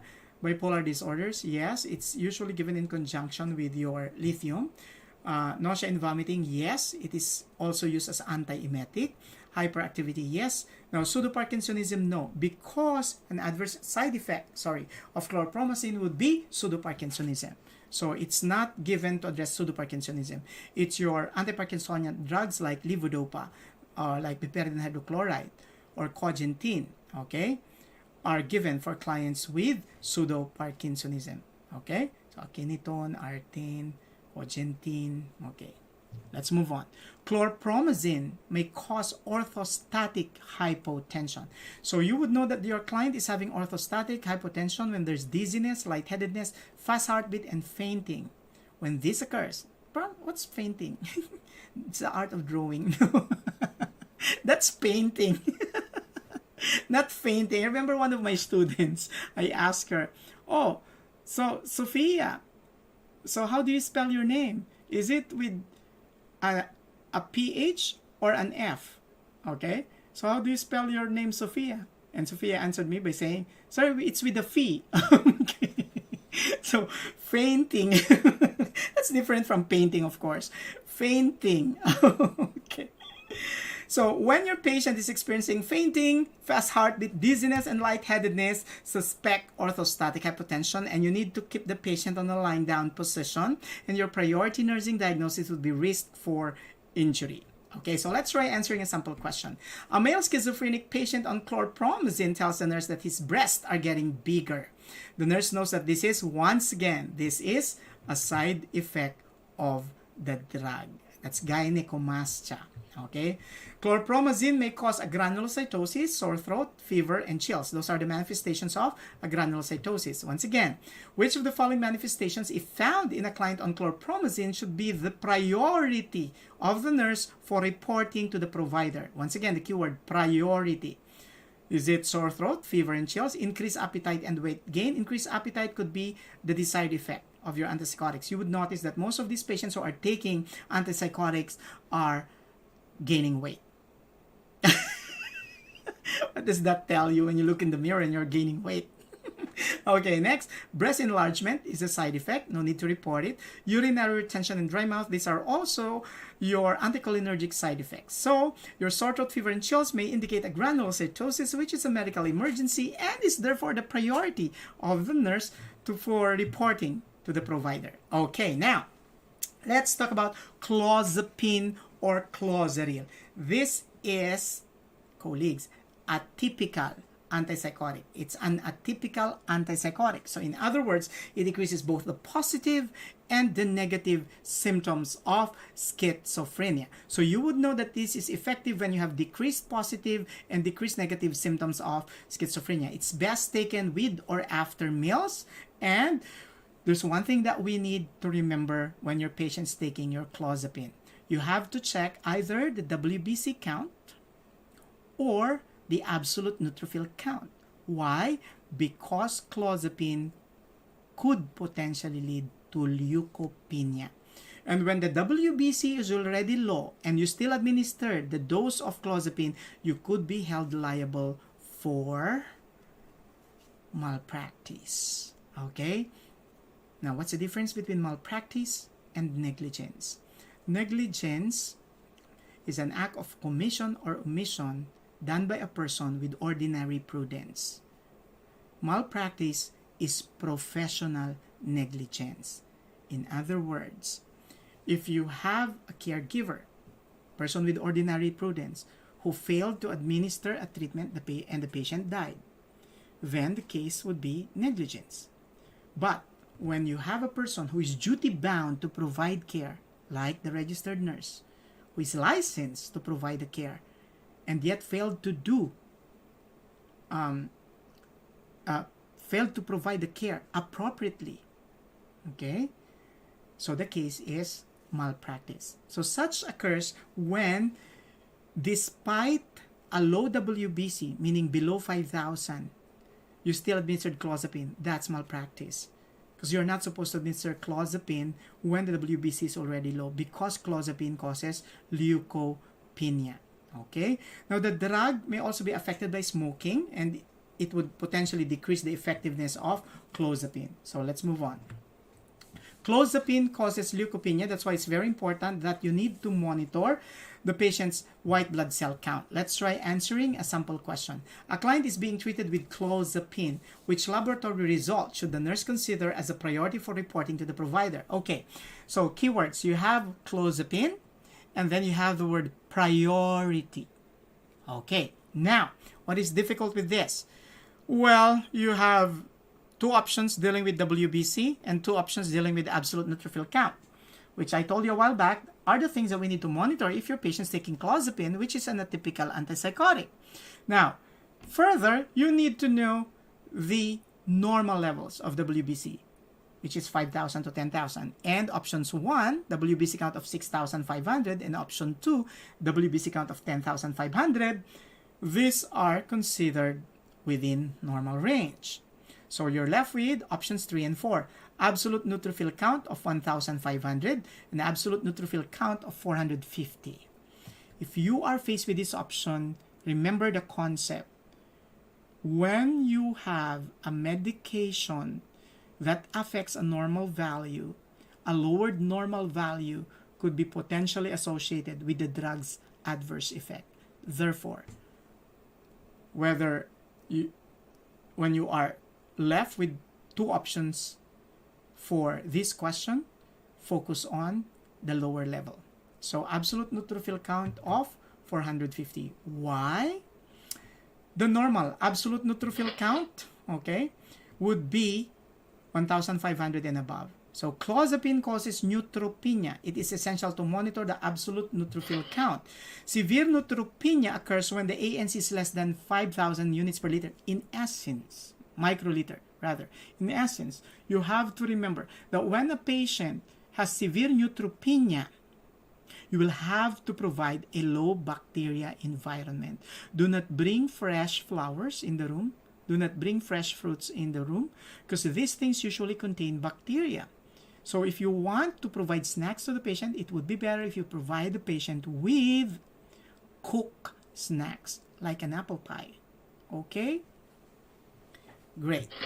The normal range for absolute neutrophil count is equal to or more than 1,500. So absolute neutrophil count monitoring for patients receiving clozapine should be monitored weekly for the first 6 months, every 2 weeks from the 6 to the 12 months, and then monthly after the 12 months. Okay? So let's now have our quick fix pointers on your antipsychotic agents. Once again, this is just to summarize what we just learned. If you want a detailed discussion of antipsychotics, I have a video specifically focus on that, and you would want to visit Gapos Mentors, and you may want to please do subscribe and hit that like and bell notification button so that you'll get notified once we upload new sets of videos, which we regularly do so at least 3 times a week. Okay, here are your antipsychotic key points. So antipsychotics are usually given for clients with schizophrenia. Typical antipsychotics are given to decrease your positive symptoms. Atypical antipsychotics are given to decrease both positive and negative symptoms. So you will know that it's effective when you have decreased signs and symptoms. Exactly what time is it best given? It's best taken after meals or with food. Avoid exposure to direct sunlight as it causes photosensitivity. For clozapine, check the absolute neutrophil count or the WBC because it causes neutropenia and leukopenia.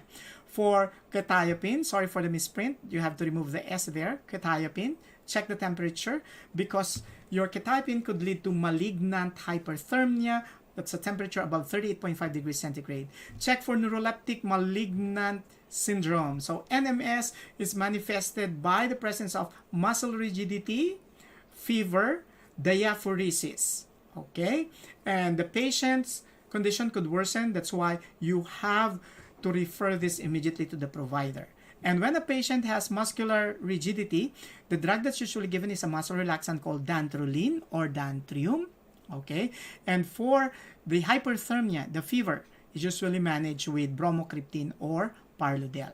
Okay, so malignant hyperthermia may also result and then a granulocytosis. This needs to be reported to the provider. Once again, your pseudoparkinsonism is not an expected effect, not necessarily require you to refer to the provider. You may just need to document it. Okay, now let's move on to your lamotrigine or Lamictal. It's actually an anticonvulsant used for epilepsy, but it's also used for bipolar 1 disorder as an alternative to lithium if the patient has, like for example, a thyroid problem or a kidney problem that contraindicates the administration of lithium. Okay, so you would know that if lamotrigine is given for epilepsy, the expected effect would be negative seizures. If it's given for patients with bipolar 1 disorder, it would decrease hyperactivity.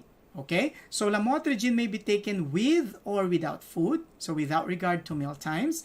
And then there is an important thing that you have to remember. It has the potential to cause your Stevens-Johnson syndrome, which could potentially lead to corneal scarring and blindness. So you need to withhold if the patient has an allergic reaction because it could progress to Stevens-Johnson syndrome.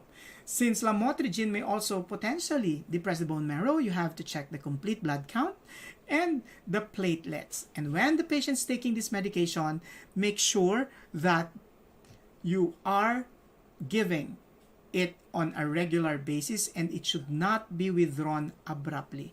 because seizure would come in. So it needs to be tapered off. And that has to be the strategy of the health provider. Okay, let's move on. Lamotrigine, key points. It's an anticonvulsant, just to summarize, used as a treatment for epilepsy and bipolar 1 disorder. So take note, it decreases your symptoms. How will you know that it's effective? When you have decreased symptoms, meaning stable mood, no seizures, okay? And then best taken with or without food, but it may cause dizziness, drowsiness, dry mouth, double vision, difficulty speaking. So do not drive a car or operate machinery when taking the drug. Report any manifestations related to bleeding, like swelling of the face, eyes, and lips, and sore throat, fever, and chills, which may be indicative of a granulocytosis. Now, let's talk about lithium, the main anti-manic agent. Okay, just a trivia. Don't you know that lithium was also used in its early times of discovery as a salt substitute for patients with cardiovascular condition? And then they noted that it stabilizes the mood of manic patients. So they use it as an anti-manic agent. But take note, lithium is slow acting. So it needs 1 to 2 weeks before the therapeutic effects become evident. Therefore, initially, it is given with antipsychotics because your antipsychotics will manage the acute symptoms of mania until lithium takes effect. Okay? So, it's all right to combine lithium with your antipsychotics. Now, what is important that you need to remember about lithium is the therapeutic range, which is very narrow. Okay? So, the therapeutic range is based on, take note, the age of the patient and the phase of treatment. So if the patient is below 65 years old, during the acute phase of treatment, you need to say the first 1 to 3 months, the therapeutic level would be 0.5 to 1.5 milliequivalent per liter. The maintenance dose, so after the first 3 months, okay, therapeutic dose would be, for the maintenance phase, 0.5 to 1.2 milliequivalent per liter. Notice that the maintenance dose is lower than the acute dose. Okay? Now, for the elderly patient, 65-year-old and above, the acute dose would be 0.6 to 1.0 milliequivalent per liter. Maintenance dose is 0.4 to 0.8. We need to maintain the serum lithium level of the elderly patient below 1.0 because their kidneys may no longer be able to excrete it normally. So, for patients who are below 65 years old, meaning the adults, not the elderly, your priority would be to monitor serum levels the same way as that for the elderly. Okay. Now, toxic levels result when the lithium level reaches 2 to 2.9, in which case you need to increase fluids, then administer the antidote, and the patient would usually have hemodialysis to promote excretion of the lithium. And then if it's 3.0 and above, you need emergency interventions because in here, the patient will already have neurotoxicity. And when you say neurotoxicity, the patient would manifest seizures, dysarthria, signs and symptoms of dementia. Okay, so that occurs at level 3.0. Okay. So, mild to moderate lithium toxicity is manifested by diarrhea, vomiting, tremors. Those are your fine hand tremors. Okay? Muscle weakness and drowsiness. Sometimes your tremors are considered as side effects. It becomes an adverse effect when it progresses from fine hand tremors to coarse tremors. Okay? So, mild lithium toxicity usually goes away on its own when you stop taking lithium and increase fluid intake. So therefore, what is the priority for mild lithium toxicity? Simple. Stop giving the medication. Then increase the client's fluid intake. So for moderate lithium toxicity, the treatment would include stomach pumping or gastric lavage, bowel irrigation, IV fluids, hemodialysis, and of course monitoring of the vital signs. For severe lithium toxicity, these are the manifestations. So patient would have seizures and the fever shoots up. So you have hyperthermia, seizures, slurred speech, and then the patient would have rapid heartbeat but low blood pressure. So rapid heartbeat but low blood pressure. So this could be indicative that the patient might be going into shock. Okay? So let's differentiate. When you have fine tremors, this is considered as a side effect. When the patient develops coarse tremors, that's indicative of toxic effects. So which one would you need to refer immediately? It's coarse tremors. But if it's stated as fine tremors to coarse tremors, you also need to report.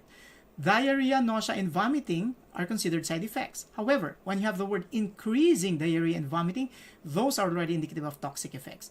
Polydipsia, polyuria, and edema are side effects. Here, polydipsia, polyuria, and renal failure. Sorry for the misprint. Now, vertigo is also a side effect. However, ataxia or loss of balance. Ataxia is loss of balance. Okay, for our Filipino learners, ano ba ibig sabihin na ataxia? Sinugod siya. Ataxia. That's a joke. Okay. Difficulty concentrating is a side effect. Disorientation is a toxic effect. And then the presence of metallic taste is a side effect, whereas seizures and coma could be indicative of toxic effects. Okay, that's the difference. So here we go. Let's have a sample question. Lithium side effects at therapeutic levels. That's a key word. Therapeutic levels include, so fine hand tremors is a check. Polyuria, yes. Thirst, muscle weakness, headache, and memory impairment. Poor coordination, no. That's an adverse effect. Okay, so now let's summarize everything that we have learned, okay, with our quick fix pointers on lithium. Okay, it's an anti-manic agent, so it would decrease signs and symptoms of mania, so decrease hyperactivity, have stable mood, best taken at night or at the same time every day. Okay, why is it best taken at night? Because usually when you're doing serum lithium monitoring levels, the specimen is taken before breakfast the next day, so it should be taken at least 12 hours after the patient's last dose. So if you take it at night, that's just exactly 12 hours before breakfast the next day. So that's the proper way of gathering this specimen. Instruct the client to drink 8 to 12 glasses of water daily or 2 to 3 liters of fluids a day. Take normal amount of salt, meaning 3 grams of sodium, but the high sodium diet of 6 to 10 grams could also help. So stable levels are achieved in 5 to 7 days. So the first time that lithium level is monitored is after 5 days of the initial dose. Okay, so you have to wait like 5 to 7 days before serum lithium level monitoring is started, and it usually entails collecting blood specimen. So lithium levels are checked every 3 to 6 months. And let's move on. Here's a functional concept. Risk for suicide is the priority nursing diagnosis for a client taking escitalopram oxalate, an antidepressant. Now, colleagues, listen up. Why is risk for suicide the priority nursing diagnosis for a client who's taking antidepressant? Because once they recover from depression, then they will not have enough energy to carry out the suicide plan. Now, when that happens, okay, you have to ensure that you implement suicide precautions properly, because suicidal clients are usually very resourceful. Remember, suicidal clients usually really don't want to die. So their suicide attempt is their way of trying to grab attention from others.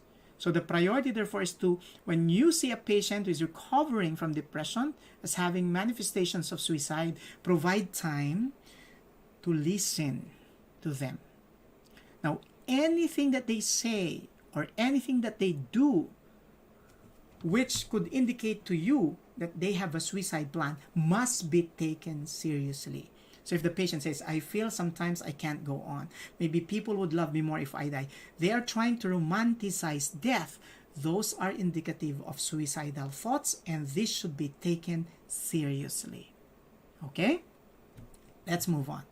So fluoxetine is the antidepressant that I pick for you guys who are taking the test. Don't forget, fluoxetine is an antidepressant. Okay, so it's a selective serotonin reuptake inhibitor. It increases S&D, serotonin, norepinephrine, and dopamine. These are your neurotransmitters: serotonin, norepinephrine, and dopamine. Okay, so let's summarize. Fluoxetine is an antidepressant. It's an SSRI, selective serotonin reuptake inhibitor, used in the treatment of depression, obsessive-compulsive disorder, bulimia, panic disorder, or premenstrual dysphoric disorder. Premenstrual dysphoric disorder is a depression that occurs before menstruation.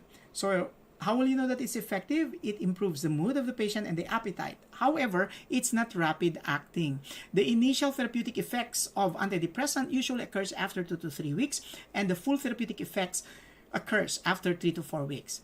Now, when a patient is taking an antidepressant, make sure that the patient's not taking any herbal remedy, because we also have herbal remedies like St. John's wort. Once again, if you want a full discussion of St. John's wort, visit our YouTube channel and look for the video entitled St. John's wort. Okay, St. John's wort is an herbal antidepressant. You never combine it with fluoxetine.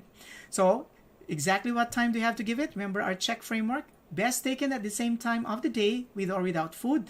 If insomnia results, take it in the morning. Now, this is one thing you have to know about fluoxetine. It has the potential to cause insomnia, which is usually unexpected, because in patients who are depressed, they usually have difficulty sleeping. So if they're taking an antidepressant, their sleep is supposed to be better. However, fluoxetine has the potential to cause insomnia. To prevent that, then they have to take the medication in the morning. Okay? So, client teaching tips. Okay? When they are using the drug, inform them about the side effects, which includes nausea, anorexia, dry mouth, constipation, insomnia, nervousness, palpitations, drowsiness, dizziness, and, sorry for the misprint, that's supposed to be impotence. Colleagues taking the test focus on that. So taking fluoxetine may potentially cause impotence. So assess for serotonin syndrome. Now, serotonin syndrome, the signs and symptoms could be similar to your neuroleptic malignant syndrome. The difference is neuroleptic malignant syndrome is occurring if your patient is taking your antipsychotics, whereas your serotonin syndrome occurs if your patient is taking an antidepressant like fluoxetine. So serotonin syndrome, the manifestations are fever, which is also present in neuroleptic malignant syndrome, sweating, which is also present in neuroleptic malignant syndrome. Then you have shivering, palpitations, muscle stiffness, which is also present in neuroleptic malignant syndrome, loss of coordination, and nausea, vomiting, and diarrhea. Okay? Then also assess the patient who's taking fluoxetine for signs of hyponatremia. Okay, a common sign of hyponatremia would be headache and confusion. Then that's followed with slurred speech and severe weakness, as well as vomiting. Then, patient may also experience severe nervous system reaction consisting of high fever, sweating, tremors, palpitation, and confusion. Then, keys to giving it safely: do not administer within 14 days after stopping MAO inhibitor. Why? Patient could develop hypertensive crisis. So there has to be at least a 14-day interval. So after, if the patient has been taking MAO inhibitor and suddenly the doctor stopped, so you need 14 days before shifting to fluoxetine. Now, for example, if the patient is taking MAO inhibitor, the other way around, if the patient is taking fluoxetine and the doctor stopped, they have to wait 5 weeks. Before they can shift to MAO inhibitor. Why is that so? Because, let's reflect. Your MAO inhibitor would take 14 days to be excreted from the body.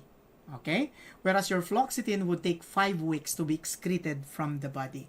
So, if these two drugs are combined together, then potentially the client may have hypertensive crisis. So, even if the patient has stopped taking fluoxetine, they still need at least 5 weeks to clear their body of fluoxetine before they can even shift to a MAO inhibitor or an herbal antidepressant. Okay? So, let's talk about serotonin syndrome. Let's focus on this.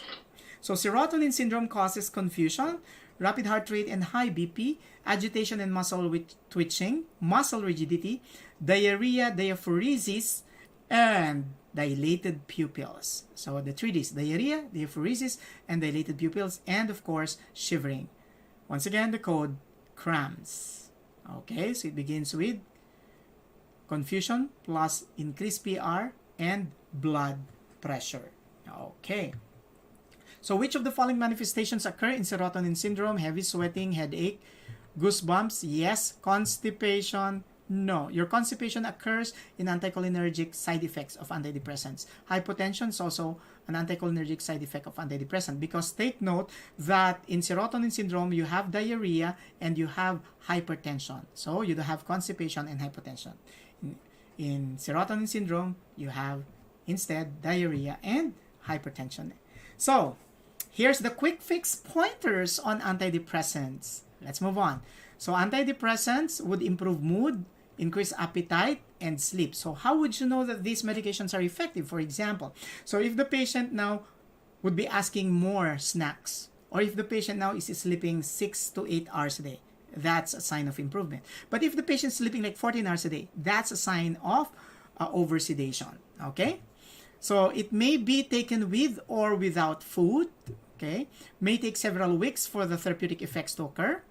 Initially, takes 2 to 3 weeks, and full therapeutic effects may take 3 to 4 weeks. So, for tricyclic antidepressants like imipramine or tofranil, check the ECG of the patient. Because your tricyclic antidepressants or TCA, they could experience palpitation that could progress to arrhythmia. For MAO inhibitors, you have to provide thiramine-free diet. Remember, A, B, C, S. So, avocado, banana, your cheese. Aged cheese, Swiss cheese, cheddar cheese contain thiramine. But your cottage cheese and cream cheese are allowed, including cheese escudero and chismis. Joke. That's just a joke, okay? Soy sauce also contains thiramine and is therefore contraindicated. But let me give you a code. So usually, preserved foods contain thiramine. So if your patient's taking MAO inhibitor, what could you give? Anything that's fresh, like fresh vegetables, fresh fruits, okay? So long as you have the word fresh. And then for selective serotonin reuptake inhibitor, check for serotonin syndrome, remember cramps. Okay? So at this point in time, let's do our raffle giveaway. Okay?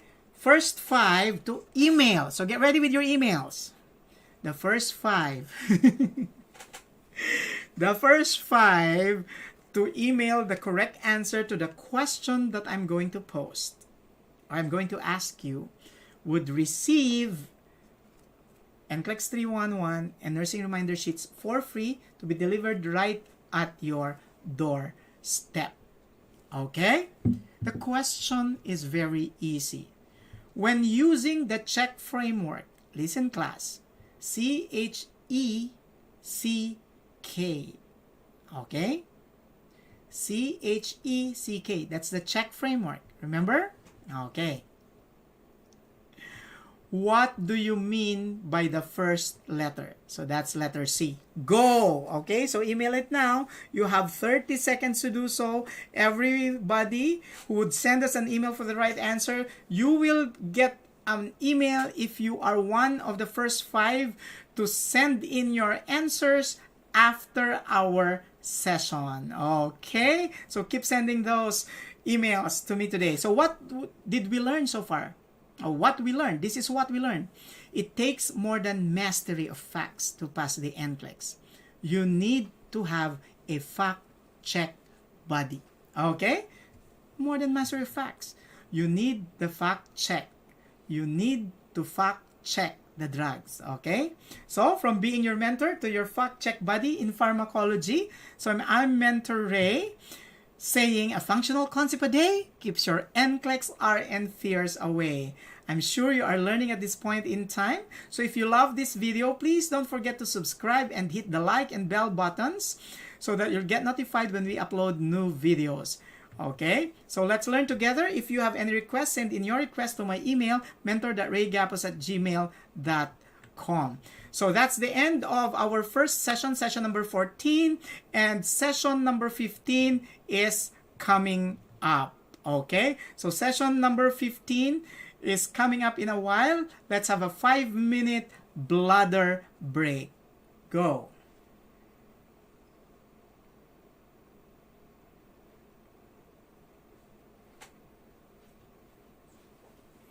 Let's have a 5-minute bladder break.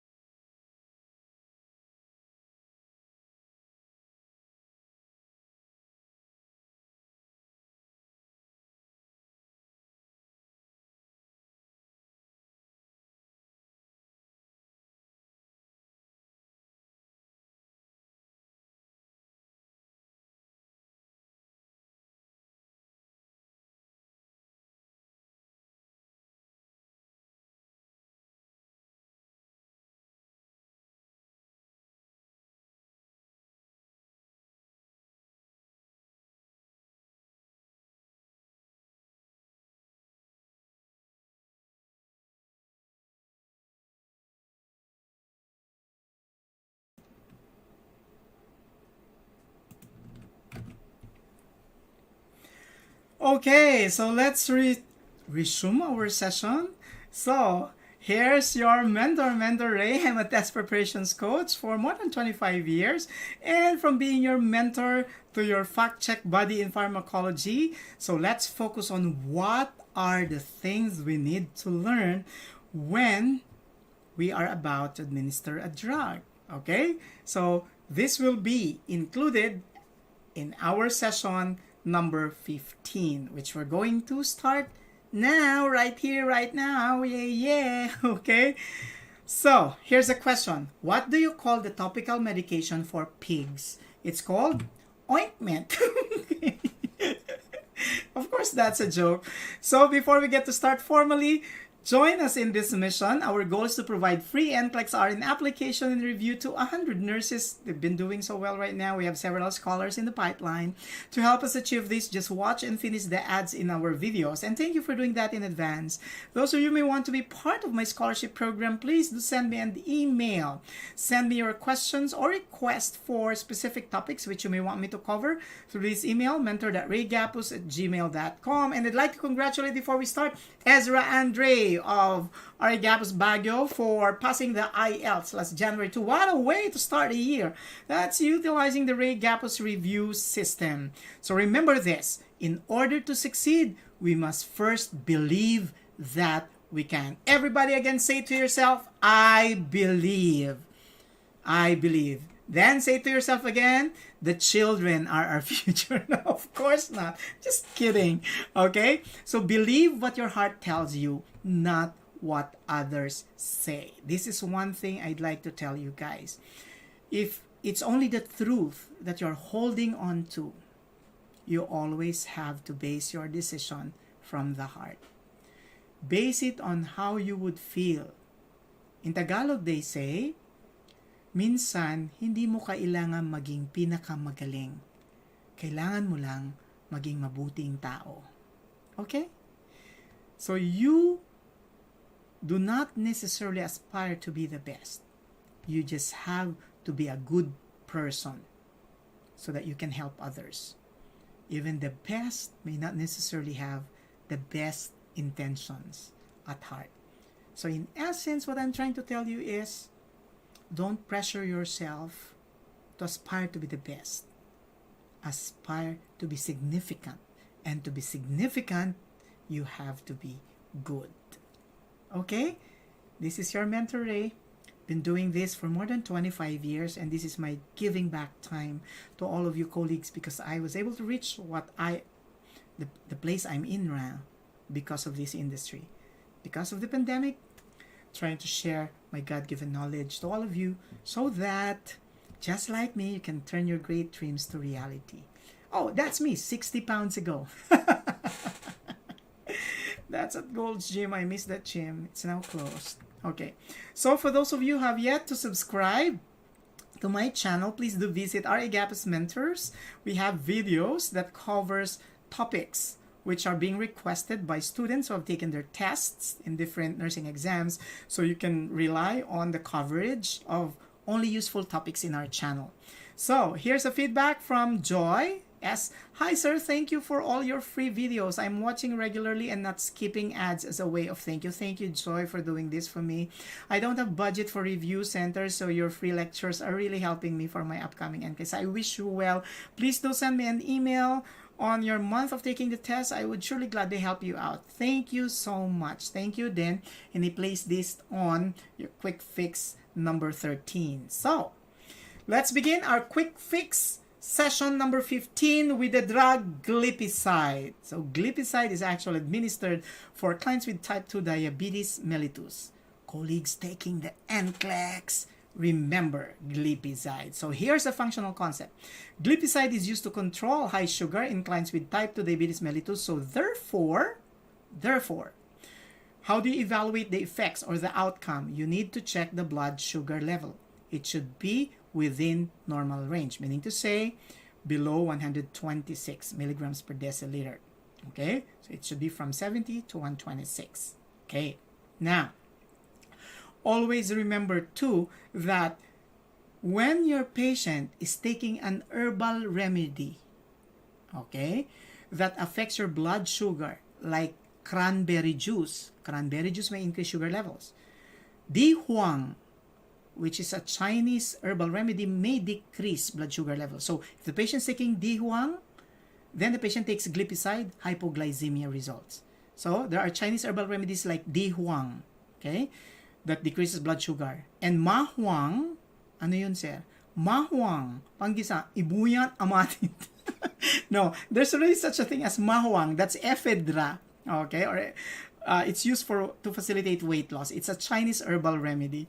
Okay, pardon my cracking jokes every once in a while. This is hard for our gray matter, okay? So sometimes we need to have a smile and a good laugh, right? Okay, so just laugh and laugh and laugh. To increase oxygen in our brain. Okay, so the priority when a patient is taking glipizide would be to monitor the sugar levels. Okay, so let's move on. Let's try answering a sample question. The nurse monitors a client who is taking glipizide and colcivilam. Now, what's colcivilam? It's a bile acid sequestrant. What does it do? It decreases the cholesterol levels. Okay, so that's your colcivilam. Okay, now the question is, okay, what is the effect if you take glipizide and colcivilam together?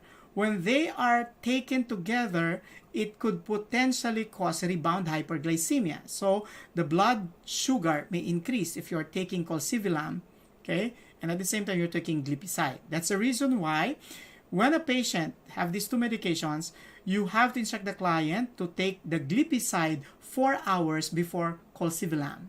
Okay? That gives you an idea. So, which of the following instruction should be the highest priority of the nurse to provide the client? So, which instructions should be your highest priority? Take the colcivilam first. We didn't say that. Take the glipizide first. Can consider. Take the drugs together.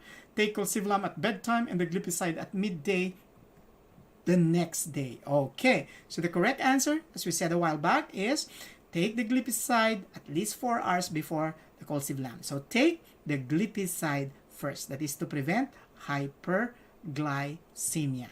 Okay? So glipizide is best taken at least 4 hours before colcivilam. Okay, let's move on. So there are 5 aspects of each drug that you should be focused on when studying drugs. Remember this? Remember our check principle? So for those who sent in their answers to my question a while back, what do you mean by the first letter in the acronym check? That's a classification and subtype. Okay, I will accept answers like classification only. Okay, for as long as you're one of the first 5, okay? So classification for C, H, how to evaluate the effects of the drug, E, exactly when is it best to administer it, C, client instructions, and K, keys to giving it safely. Okay, so let's move on. So glipizide is a sulfonylurea agent. It lowers your blood glucose level. So how will you know that it's effective? When you have lowered or normal blood sugar level. So it's best taken by mouth 30 minutes before breakfast. Take note of this, before breakfast. And take it at the same time each day. So it may cause nausea, anorexia, vomiting, diarrhea, constipation, and weight gain. So you need to monitor the patient's blood sugar and look for signs of hypoglycemia like sweating, shaking, hunger, dizziness, tingling of hands and feet. Okay? So let's now move on to the QuickFix pointers on the oral administration of drugs. Here's a functional concept. Antibiotics are best given on an empty stomach. Colleagues, listen up. Listen up. Especially those who are taking the NCLEX. Antibiotics alters the pH of your gastrointestinal tract such that, okay, this results to diarrhea. Okay? However, even if it results to diarrhea, antibiotics are best absorbed when the stomach is empty. So it's best given on an empty stomach. Okay, let's try answering a simple question. The nurse monitors several clients for reactions to their medications. Which of the following classification of drugs commonly precipitates diarrhea? And the answer is simple, antibiotics. Next one. When administering oral medications to young children, provide them a choice to give them a sense of control. And what should be the choice? Okay, the choice should end at the child even though he makes any of the choices, would take the drug. Here's an example. Let's try. Which of the following approaches is the best way to administer oral medication to a toddler? Remember that a toddler is in the negative mindset of development. Like they have the no stage. Okay? So they refuse everything because they want to assert their independence. So how do you give them a choice to provide them a sense of control? Is it saying option 1, be a good boy, take this medication now. Option 2, if you don't take your medicine, you won't be able to go home. That's a threat actually. 3, would you like to take your medicine with milk or water? Option 4, don't take your medicine so you don't get well. You're trying to reverse the negative mindset of the toddler. So the best answer would be, would you like to take your medicine with milk or water? You gave them a choice that gives them a sense of control. However, whatever choice they make, they will always end up taking the medication. Okay? Because your choice is, we're taking it with milk or water. Okay? So some drugs have a narrow therapeutic toxic index called the therapeutic window. So remember the maximum dose of a drug and know when to question the doctor's order. So this is important, why you need to know the therapeutic range of the serum level of the drug, because you can use this to question the doctor's order if the laboratory test results of the patient show that they are having higher levels of the medication in their system. Shall we go? So, let's have a mastery drill. Now, let me actually tell you that you have this in your learning tools. So, please do scribble the answers. There are no answers in your learning tools, and I'd like you to know the answer so that you know the therapeutic level for each of these drugs I'm highlighting. So, lidocaine, a common adverse reaction would be confusion, syncope, and hypotension. The therapeutic level would be 1.5 to 5 milligrams. Okay? This is when your client would have ventricular arrhythmias. Quinidine, on the other hand, take note, the normal therapeutic level is 2 to 5. This is indicated for clients with atrial arrhythmias. Your quinidine may potentially cause synchronism. Colleagues taking the NCLEX, what's synchronism? Okay? Synchronism affects 3 main body parts. The eyes, there's going to be blurred vision. The ears, it's going to be ringing sound in the ears. And of course, the central nervous system, in which a patient would manifest FHTD.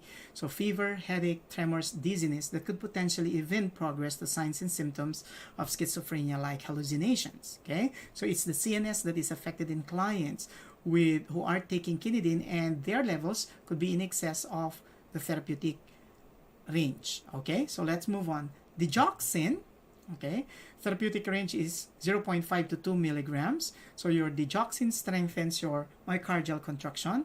Okay, it's a cardiac glycoside like your digitoxin. Okay, so digitoxin therapeutic level is 14 to 26 milligrams. Now, your digitoxin and digoxin are both cardiac glycosides. Okay, the difference lies in the fact that your digoxin is primarily excreted by the kidneys. So, if you would want to check on the ability of the patient to excrete the drug, then you will have to check the kidney function tests. Your digitoxin is primarily excreted by the liver. So if you may want to check the ability of the body to excrete the drugs from the system, you will have to check on the liver function test. But in both cases, you will have to monitor the heart rate, and you never give the medication if the heart rate is below 60. Okay, now if the patient who is taking digoxin all of a sudden experiences nausea and vomiting, that could be indicative of digoxin toxicity, and your priority should be to check if the levels of digoxin is still within the therapeutic range. If not, you'll have to refer that to the physician, and you have to have the antidote ready. That's your Digibind. Okay, so let's move on. Your magnesium sulfate, the therapeutic range would be 4 to 7 milligrams. Okay, if there's more than that, then assess the patient's respiration, because your magnesium sulfate could potentially depress your central nervous system. Theophylline, therapeutic range 10 to 20 milligrams. And how would you know that there's theophylline toxicity? When the patient's having severe nausea and vomiting, that could mean that the patient's having theophylline toxicity. So your priority should be to check the therapeutic level. Now, listen, colleagues. how would you differentiate cromolyn sodium from theophylline?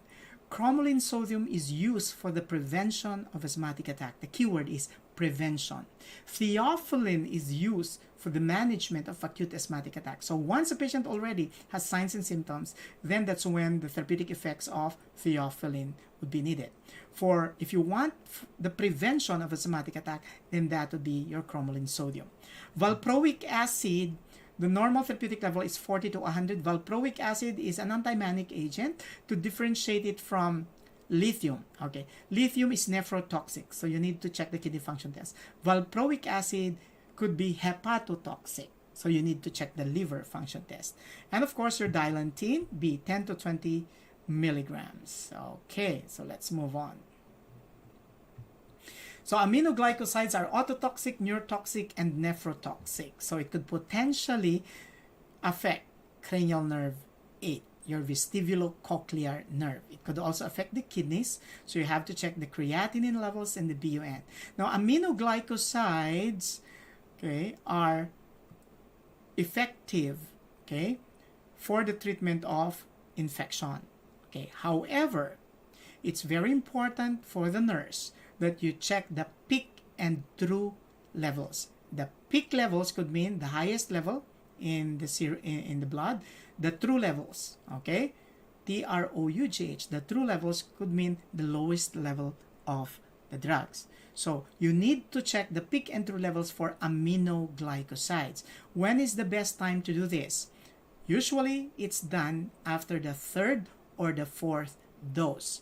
The question, at what time? At what specific time? It depends on how aminoglycosides is given. If it is given intramuscularly within 30 minutes to 1 hour after giving the 3rd or the 4th dose for the peak levels. Okay? Now, if it's given intravenously within 15 to 30 minutes after the 3rd and the 4th dose for the peak levels. When do we check for the true levels? You check the true levels 30 minutes to 1 hour before giving the next dose. Colleagues taking the NCLEX, don't forget the concept. So let's try answering a sample question. A client taking gentamicin underwent several laboratory tests, which result, if increased, should the nurse consider as priority for reporting to the provider. Absolute neutrophil count, white blood cell count, these are for clients taking clozapine or clozaril. So what did I say a while back? Your gentamicin, which is an aminoglycoside, could be nephrotoxic, so you have to check creatinine levels. Okay, so let's move on now to quick fix pointers on the ZTRAC-IM method. Colleagues taking the NCLEX, don't forget this concept. For it's also covered in the NLE. Okay, the ZTRAC method is used to administer medications intramuscularly, like iron dextran. So it's called deep IM. In adults, the ventrogluteal site is preferred for ZTRAC method of drug administration. The vastus lateralis can also be used. So this would be your vastus lateralis, which could be used. Ventrogluteal site is the site preferred. You don't use the deltoid because the deltoid muscles, it can only accommodate a maximum of 1 ml, especially if it's used in children. Okay, so the site of choice for ZTRAC technique would be your ventrogluteal site.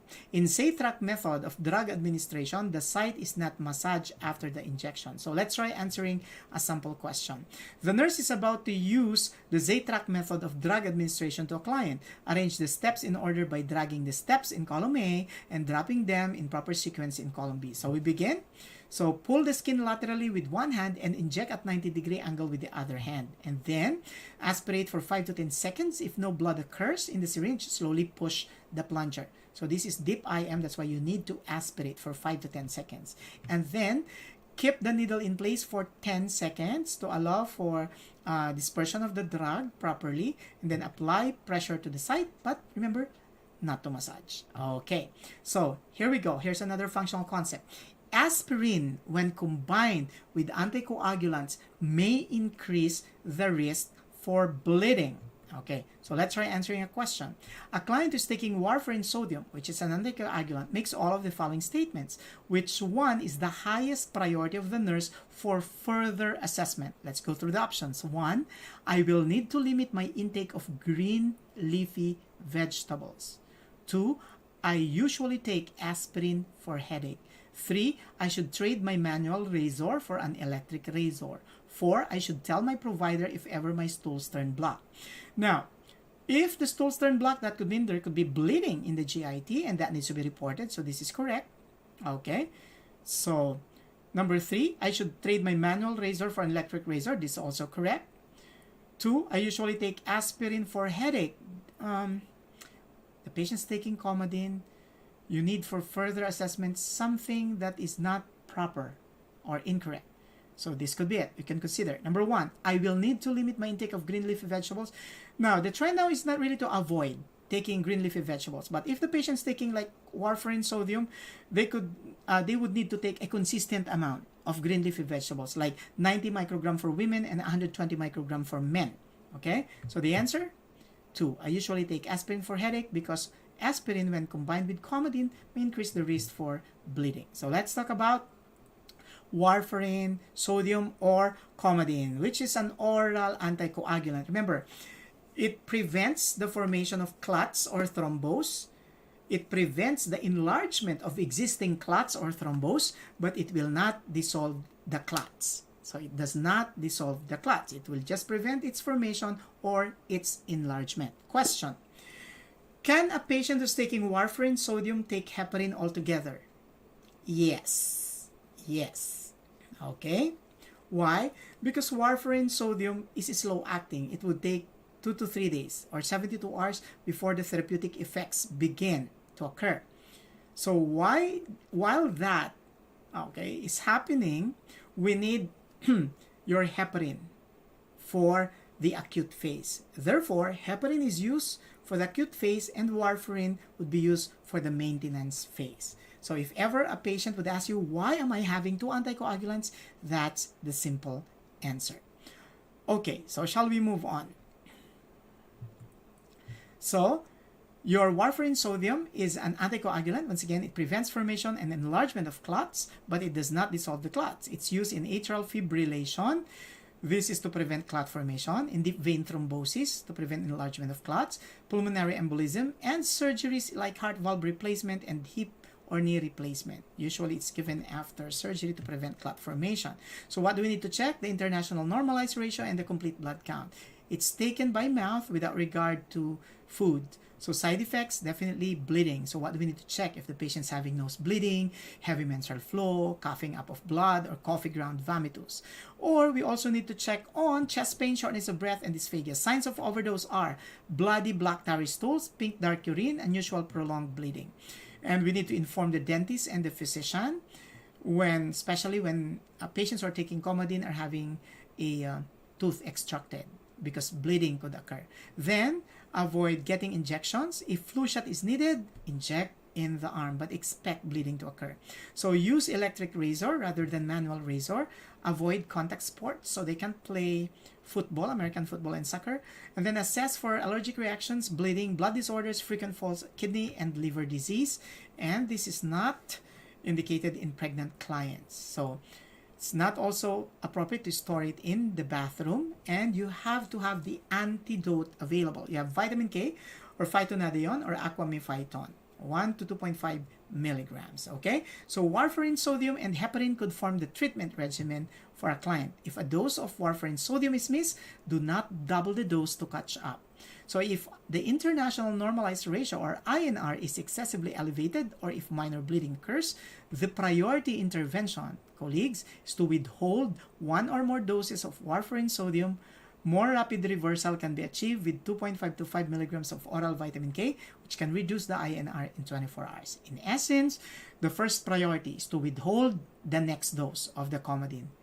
After that, you need to evaluate, and then if there's a need to reverse, the effects, then you'll have to administer oral vitamin K. And so, it could address the issue in 24 hours. Green leafy vegetables counteract the effects of warfarin sodium. That's why the key to obtaining the maximum benefits of vitamin K without affecting the function of warfarin sodium is to eat consistent amount of vitamin K. And that would be 90 micrograms for females and 120 micrograms for males. Okay? While on warfarin sodium, client should consume a consistent amount of vitamin K containing vegetables. So for adult men, 120 micrograms. For adult women, 90 micrograms. Okay? So the vegetables, you have cooked Swiss chard. Okay? This is the content of your vitamin K per 4 ounces. You also have kale, spinach, collard green, broccoli, and asparagus. Okay? So just make sure that for women, you do not exceed 90 micrograms. So 2 servings of broccoli would do that. Okay, and 3 servings of asparagus. Okay, kale is just too much. Spinach is just too much. Okay, in the Philippines we have kamote tops. Okay, kangkong. Green leafy vegetable. Somebody asked me a silly question. Vegetable daw ba yung cadena de amor? Of course, that's a joke. Okay, for our foreign listeners, that's just a joke. Okay, so let's try answering a sample question. So a client complaining of chest pain, shortness of breath, and low blood pressure develops complete heart block. Now, what happens in complete heart block would be the patient's heart rate decreases progressively. So you will have to give a medication that would increase the heart rate. So is it verapamil, lidocaine, atropine, or procainamide? The answer, atropine. So atropine increases heart rate in complete heart block. Okay, so let's have a quick fix pointers on topical administration of drugs, and here we'll cover atropine eye drops. Colleagues taking the NCLEX, please listen. So atropine eye drops are instilled in both eyes of a client scheduled for eye exam. It's usually done the night before or at the morning of the appointment, as ordered by the ophthalmologist, to dilate the pupils. Now, colleagues, take note, atropine sulfate is contraindicated in glaucoma. So before even administering atropine sulfate, you need to check if the patient's having glaucoma, because if you administer atropine sulfate to a client with glaucoma, that would dilate the pupils and that would increase the intraocular pressure. Okay, so let's move on. So let's try answering a sample question. A physician comes to the emergency department complaining of redness and itching of the left eye. The physician orders the use of atropine eye drops for examination. This is a little tricky because you have here a distractor. So one of the complaints would be itching of the left eye. So you would think that the medication would just be administered for the left eye. But hey, here's the rub. Here's what you need to focus on. Examination of the client's eyes. So if atropine is being given for examination of the client's eyes, then here's the key word. You need to administer it to both eyes, because the physician would need to examine the client's eyes. So the nurse should instill the eye drops into the client's. See, some of you, if you are careless, you would have chosen number 1, left eye, because you have in the question. Okay, but that should have been a specific determiner. But if you would analyze it, you have another specific determiner here saying client's eyes, which means both eyes, both the left and the right eyes. That's the answer. So for some people, what seemed to be an easy question, they got it wrong because you misinterpreted the stem of the question. But that happens. You have to be kind to yourself, okay? You have to be kind to yourself. So atropine eye drops are only used in the eyes and are administered as follows. Wash the hands, remove contact lenses if you're wearing one. Position a finger on the cheek below the eyelid on one side. Gently pull the lower eyelid downwards and outwards. While ensuring that the dropper does not touch the eyelid or any other surface, place 1 or 2 drops on the lower conjunctival sac. Ask the client to blink a few times after. Use a mirror when applying the eye drops to your own eyes if you're doing it yourself. So this is how you do it.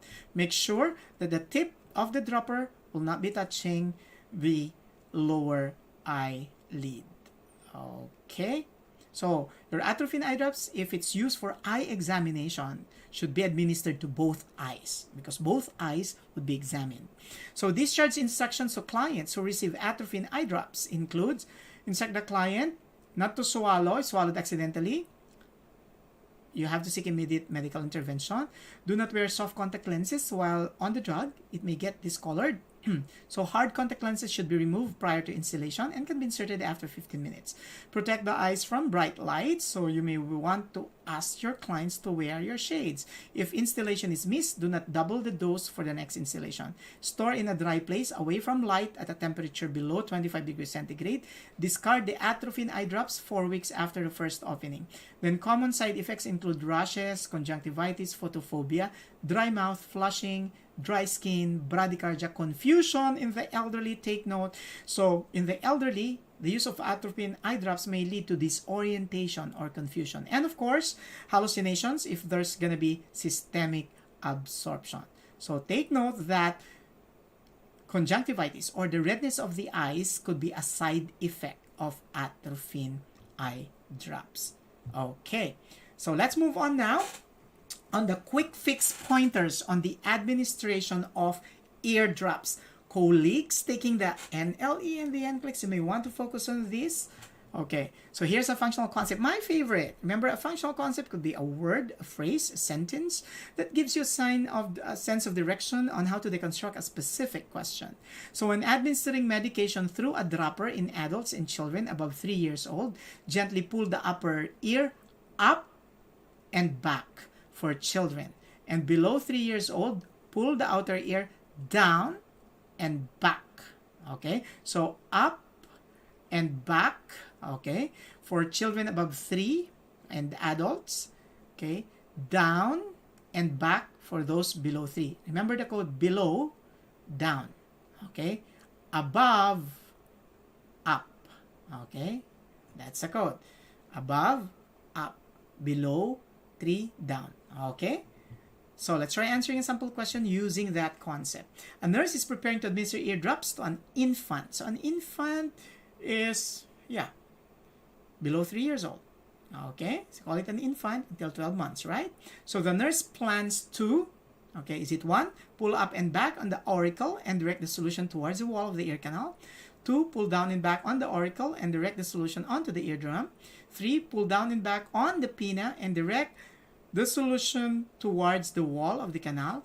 3, pull up and back on the earlobe and direct the solution towards the wall of the canal. Now, whether you're pulling on the auricle or the pinna or the earlobe, these are all outer or external parts of the ear that you can pull on too. So you just have to focus on the direction. Okay, so the best answer here is, if you have an infant, should be down and back. Okay, so down and back. Okay, what is wrong here, number 2, is that you direct the solution to the eardrum. It should be to the wall of the canal. So the best answer is number 3. Pull down and back on the pinna and direct the solution towards the wall of the canal. Let's move on now to quick fix pointers on intranasal administration of drugs. Okay, so this is how drugs are administered intranasally. Okay, so for nasal medications, it could be administered through instillation to drops or sprays or aerosol. And it's used for the relief of nasal congestion or symptoms of allergy, as well as, there's a flu vaccine that's administered through nasal spray, but it's only given to a specific population group. Okay, so the client should tilt the head back and then insert the dropper or spray or aerosol tip into the nostril pointed towards the eyes. Make sure that you do this 1 nostril at a time and then apply the prescribed number of drops or sprays in each nostril. So take note, breathing should be through the mouth to avoid sniffing medication into the sinuses. So instruct the client to breathe through the mouth as you administer the drugs intranasally. Okay, it's important not to overuse nasal decongestants and to follow label instructions carefully. Okay, so this is how your Narcan nasal spray is usually administered. Okay, so you pull out the yellow cap and then pry off the red cap. Okay, and then grip, the plastic wings, this one, the one in blue, and then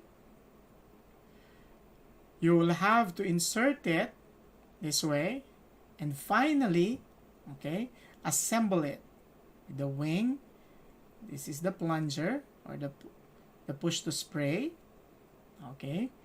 and then that's the tip. or the nozzle. Okay. So, I'd like to focus on desmopressin acetate. Okay, desmopressin acetate is given in clients with diabetes insipidus. Now, diabetes insipidus is a deficiency of antidiuretic hormone. So, therefore, desmopressin acetate is a synthetic ADH. So, what is the problem when you have a deficiency of antidiuretic hormone? The problem would be, colleagues, the problem would be that the patient will not be able to retain water. So if the patient will not be able to retain water, what could potentially result? Polyuria. And the urine would be so diluted. So what is the effect, the therapeutic effect of desmopressin? It will decrease the amount of urine, but it will increase the specific gravity of the urine. We know for a fact that the normal specific gravity of urine is 1.010 to 1.025. In clients with diabetes insipidus, the specific gravity could fall below 1.005. Okay? So let's try answering a sample question. After the intranasal administration of desmopressin acetate to a client with diabetes insipidus, which of the following outcomes would indicate that the treatment has been effective? So what did I tell you a while back? The problem that's being addressed by desmopressin would be your diabetes insipidus. And in diabetes insipidus, you have polyuria. So if the patient is urinating, definitely the patient will be consuming more fluids. So how would you know that desmopressin is effective? If the patient is consuming less fluids, which should mean that the polyuria could have been addressed. So is it 1, urine output of 2,400 ml in the last 12 hours, 2, blood pressure of 110 per over 70 millimeters mercury, 3, fluid intake of less than 2 liters in 24 hours, or 4, pulse rate of 138 beats per minute? The correct answer would be fluid intake of less than 2 liters in 24 hours. Okay? So, because, 2 to 3 liters could be the normal amount, but if you're taking less than that, so it could mean that the patient is not excreting as much fluid as they can, because in diabetes insipidus, the excretion of urine could amount to 21 liters per day. Okay, so quick fix pointers on use of inhaler. So this is your inhaler. Okay, I have this Ventolin spray. Okay, because I'm asthmatic. Okay, you have 3 methods of using it: open mouth method, you have using a spacer, and the closed mouth method. Now, why is the closed mouth method least preferred? Because it could potentially lead to development of fungal infection.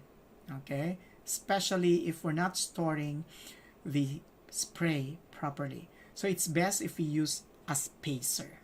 In the open mouth technique, the disadvantage is that some of the drugs, okay, could be blown out, and there's no guarantee that you're taking in the dose that you need.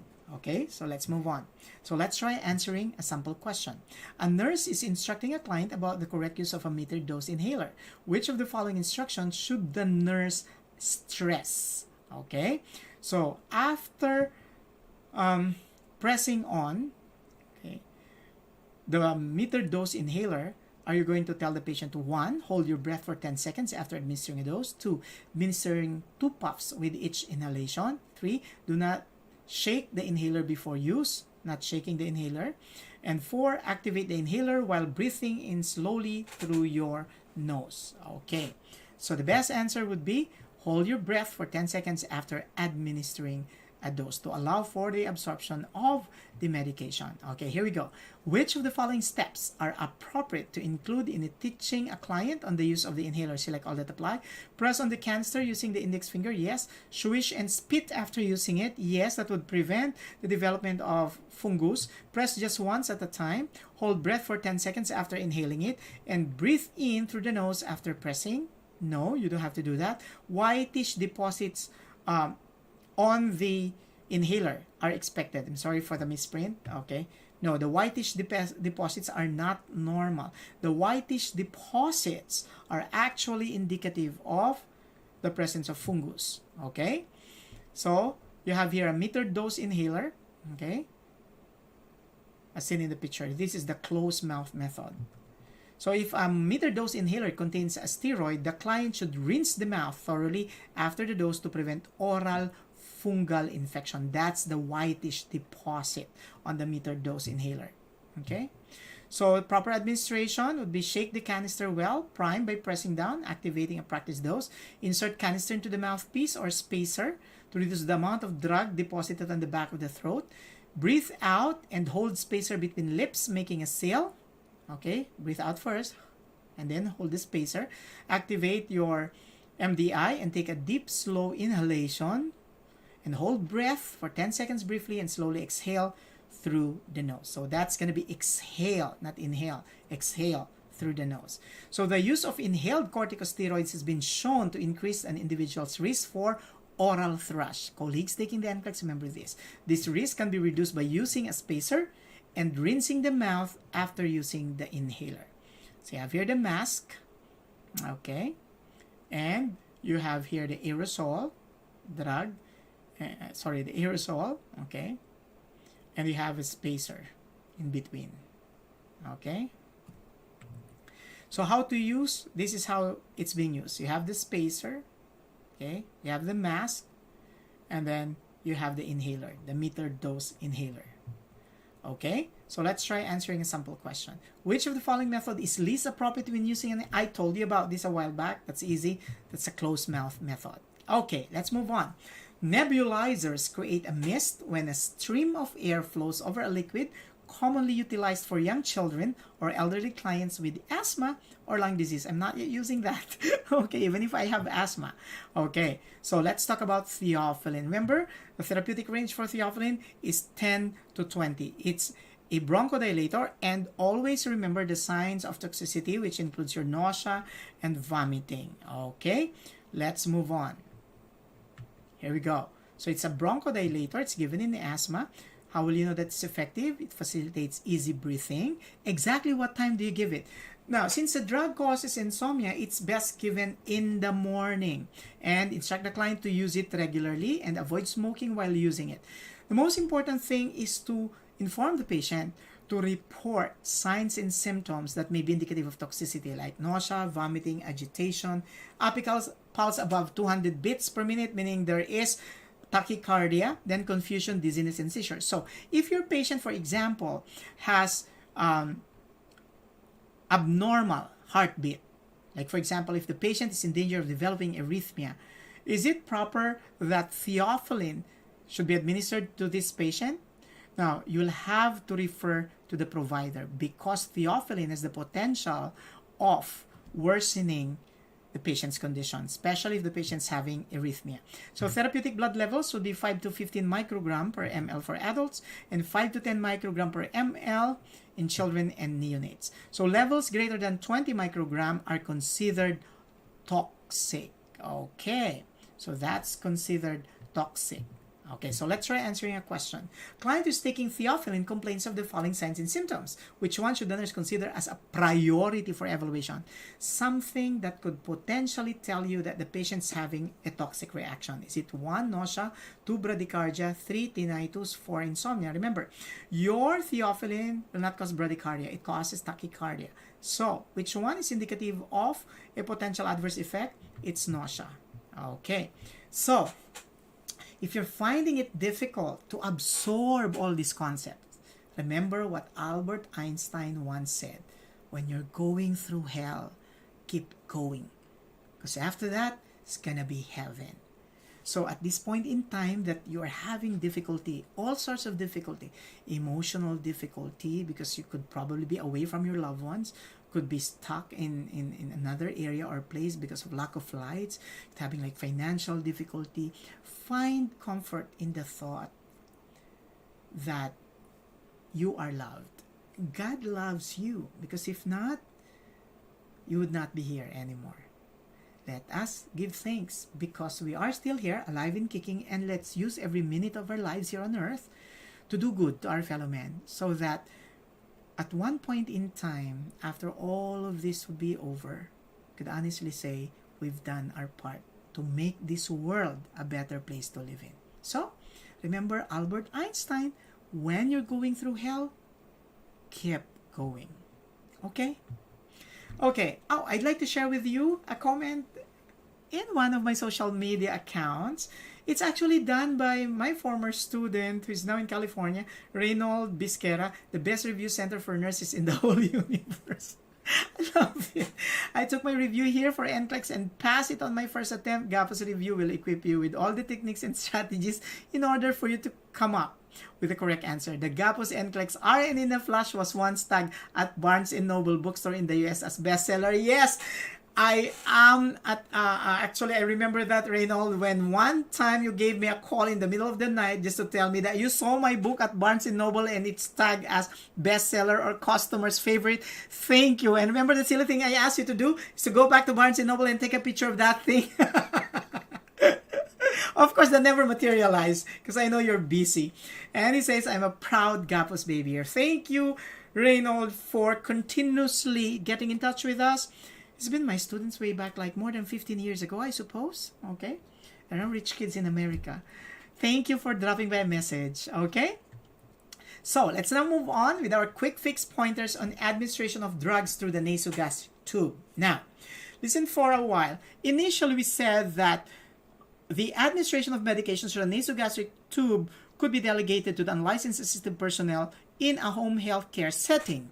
However, the unlicensed assistive personnel should have a training on that, okay? And they should be competent in doing that before that is given to them as a task, okay? So, always remember, enterically coated medications are best absorbed in the intestines. And that's the reason why these medications are enterically coated. Why?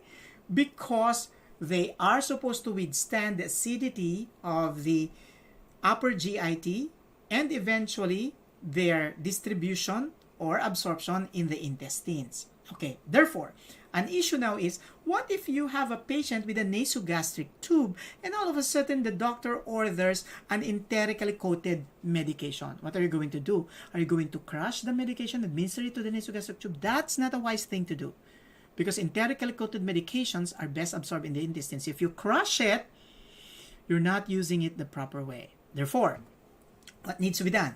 Then you need to call the pharmacist and try to request for a change in form. So let's try to answer a question.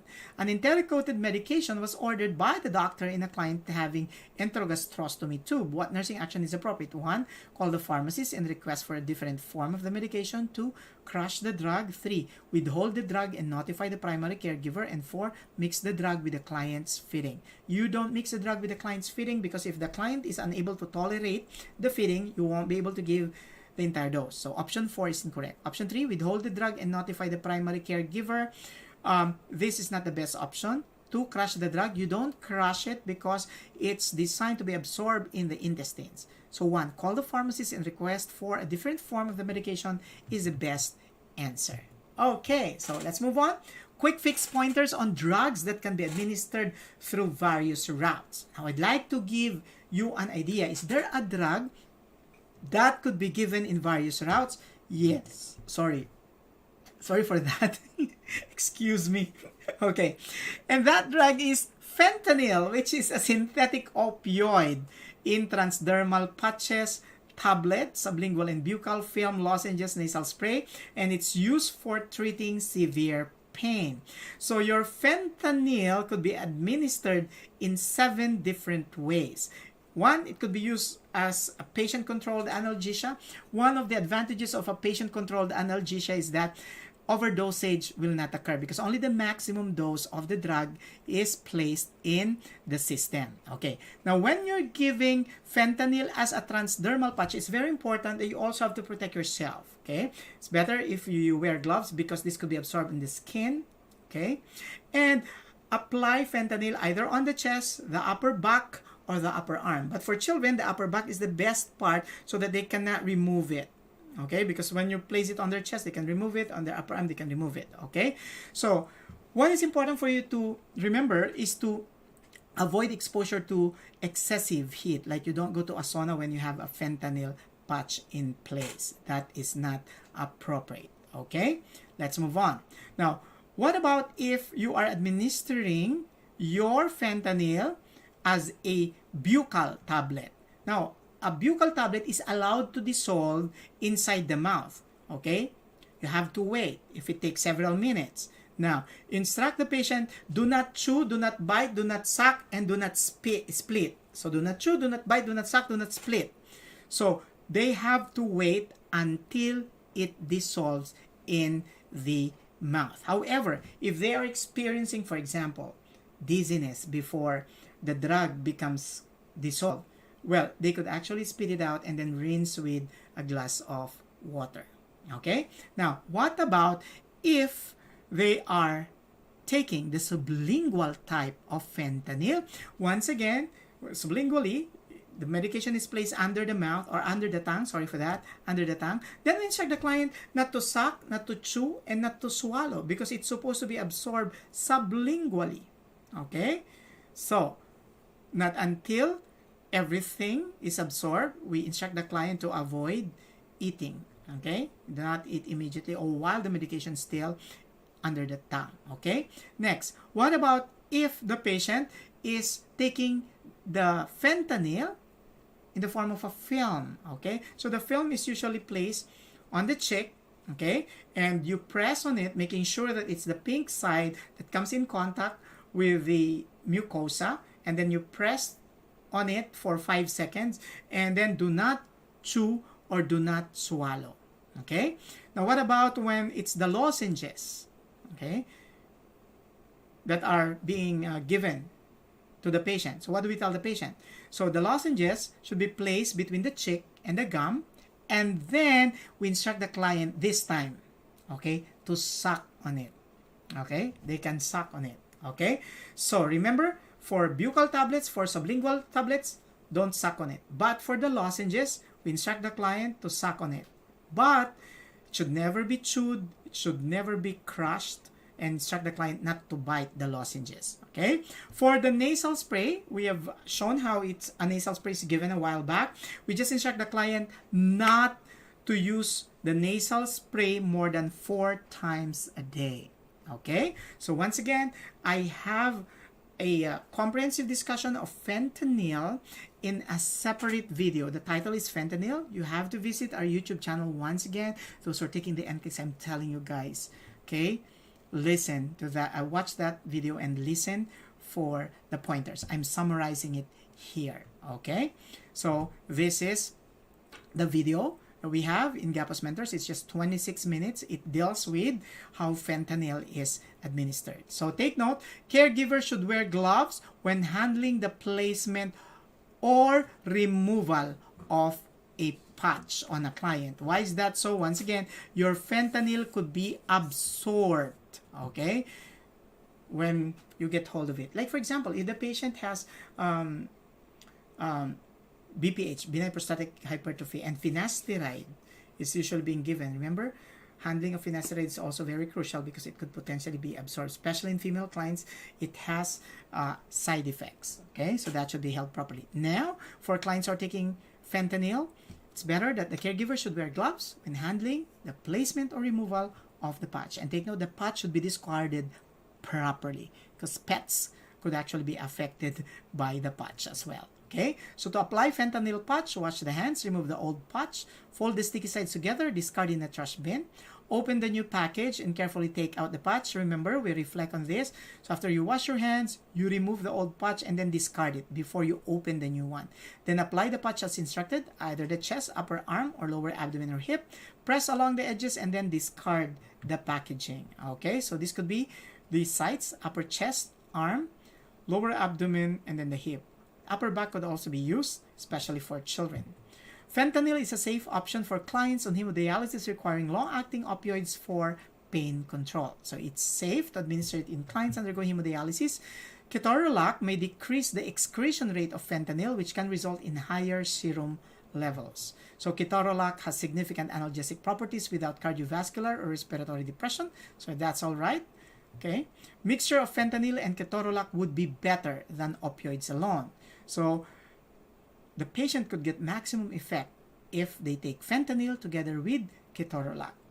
Okay, so fentanyl is contraindicated in those with known hypersensitivity reaction, with bronchial asthma, comatose clients with head injuries or brain tumor, those using MAO inhibitors or who receive it within 14 days, those with myasthenia gravis, 2-year-olds or younger, and post-op interventions in the biliary tract. So IV administration of fentanyl may cause muscle rigidity, and reversal of it requires the use of muscle relaxants, which may worsen muscle weakness in myasthenia gravis. In other words, you do not use fentanyl in clients with myasthenia gravis because the use of fentanyl may worsen muscle weakness. Okay, so let's try answering a sample question. Colleagues taking the NCLEX, listen carefully. A client who is being treated with fentanyl makes the following statements. Which statement of the client needs follow-up? So we're being asked which one necessitates reteaching the patient. Is it 1, I just had my hemodialysis 3 hours ago. 2, I just took ketorolac 2 hours ago. 3, I usually go back to my doctor every 3 months to follow up my medications for myasthenia gravis. And 4, cannot use fentanyl if I have bronchial asthma. Okay, best answer? Probably correct when you say it's the longest one.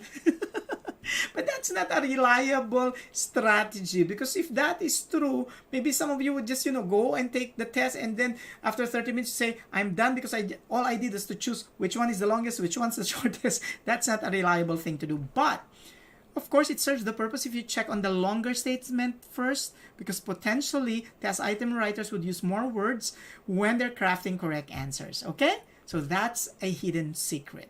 Let's move on.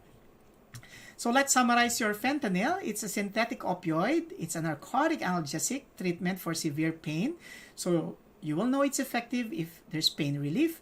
Use exactly as directed. So common side effects. The first one is drowsiness. So instruct the client not to operate on machineries. There's also stomach pain, gas, dry mouth, chest pain, reddening of the face, neck, and upper chest, swelling of the hands, arms, feet and ankles, or lower legs. And then it comes in different forms like lozenges, that's your Actic, sublingual, Abstral, film, Onsolis, buccal tablet, Fentura, Duragesic, that's the patch form, and Lazanda, that's a nasal spray. Okay, Lazada yon, yung pang shopping. Lazanda is the nasal spray form of fentanyl. So do not stop other pain medications when treatment with fentanyl is begun. So the doctor may tell you to use a second lozenge or tablet if your pain's not relieved after a dose. Use the second lozenge 15 minutes after the first one. When using a tablet, the second tablet is usually taken in 30 minutes after the first one. So do not eat grapefruit. Colleagues, take note, grapefruit or drink grapefruit juice when in this medication, your grapefruit would actually decrease the absorption of the drug. Now remember, grapefruit is not the same as grapes. Okay? Grapefruit in Filipino is known as suha. Yung grapes, ubas. So which one is contraindicated in fentanyl? It's a grapefruit suha. Okay? And then assess the patient for signs of overdose like drowsiness, dizziness, confusion, shallow breathing, and smaller pinpoint pupils. That could mean there's narcotic overdose. So fentanyl could be habit forming if it is used chronically. Okay? So each type of fentanyl is absorbed by the body in a different way, so do not substitute one for the other. Next important thing that I'd like to highlight, colleagues, remember this. Simvastatin or Zocor. Now, your simvastatin or Zocor is one of the statins. It's used to manage elevated cholesterol. Take note of this. It's best taken at dinner time because it's used to prevent the accumulation of excess alcohol that usually takes place after 10 p.m. Okay? Now, simvastatin is hepatotoxic. So you have to check the liver function test. Okay? So this is best given at dinner time. Colleagues, take note, it's best given at dinner time. Okay? So let's move on. Which of the following laboratory findings would indicate the positive outcome of treatment involving simvastatin? Triglyceride of 110 milligrams per deciliter, that's normal, okay? It's usually below 150 is good. High density lipoprotein of 70 milligrams per deciliter, yes, okay? Above 50 to 70 is good for high density lipoprotein. That's a good cholesterol. Low density lipoprotein of 150, no. Low density lipoprotein should be less than 50 because this is the unhealthy cholesterol. Alanine aminotransferase, that's your ALT, okay? X, Y. For ALT, the normal should be 7 to 55. This is 80 international units. And for AST, the normal should be 8 to 48. So this is normal. So this is expected. We put a check. Now, this type of question is difficult in the sense that you're being asked about the laboratory results. Okay? And it's important that your laboratory results must be checked when a patient is taking your simvastatin, because once again, it is hepatotoxic. Okay? So let's talk about raloxifene. So raloxifene or Evista is used to treat or prevent osteoporosis in post-menopausal women. So as since the desired outcome of raloxifene would be increased bone density in post-menopausal women. So it's one of the drugs that are classified as SERM, so SERMs, selective estrogen receptor modulators.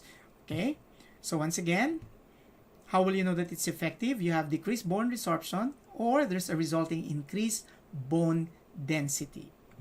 Then it's taken orally with or without food. Take it around the same time every day and even when the patient feels well. It's also important that when your patient's taking your raloxifene, you have to increase calcium in the diet. So take tofu, okay, broccoli, okay, collard greens, and of course, vitamin D, okay, which facilitates the absorption of your calcium. Colleagues taking the NCLEX, don't forget. So common side effects of taking raloxifene would be hot flushes, leg cramps, swelling of the hands and feet, ankles, and lower legs, or rhinitis. Lower legs, including rhinitis. So notify the physician if one leg becomes swollen. That indicates deep vein thrombosis. Okay. Now, caution also the patient that your raloxifene may affect one's fertility. And if the patient gets pregnant, stop taking the medication. And this is also not taken during breastfeeding. Since it may potentially cause photosensitivity, avoid direct exposure to sunlight. Okay. And they need to increase their calcium intake.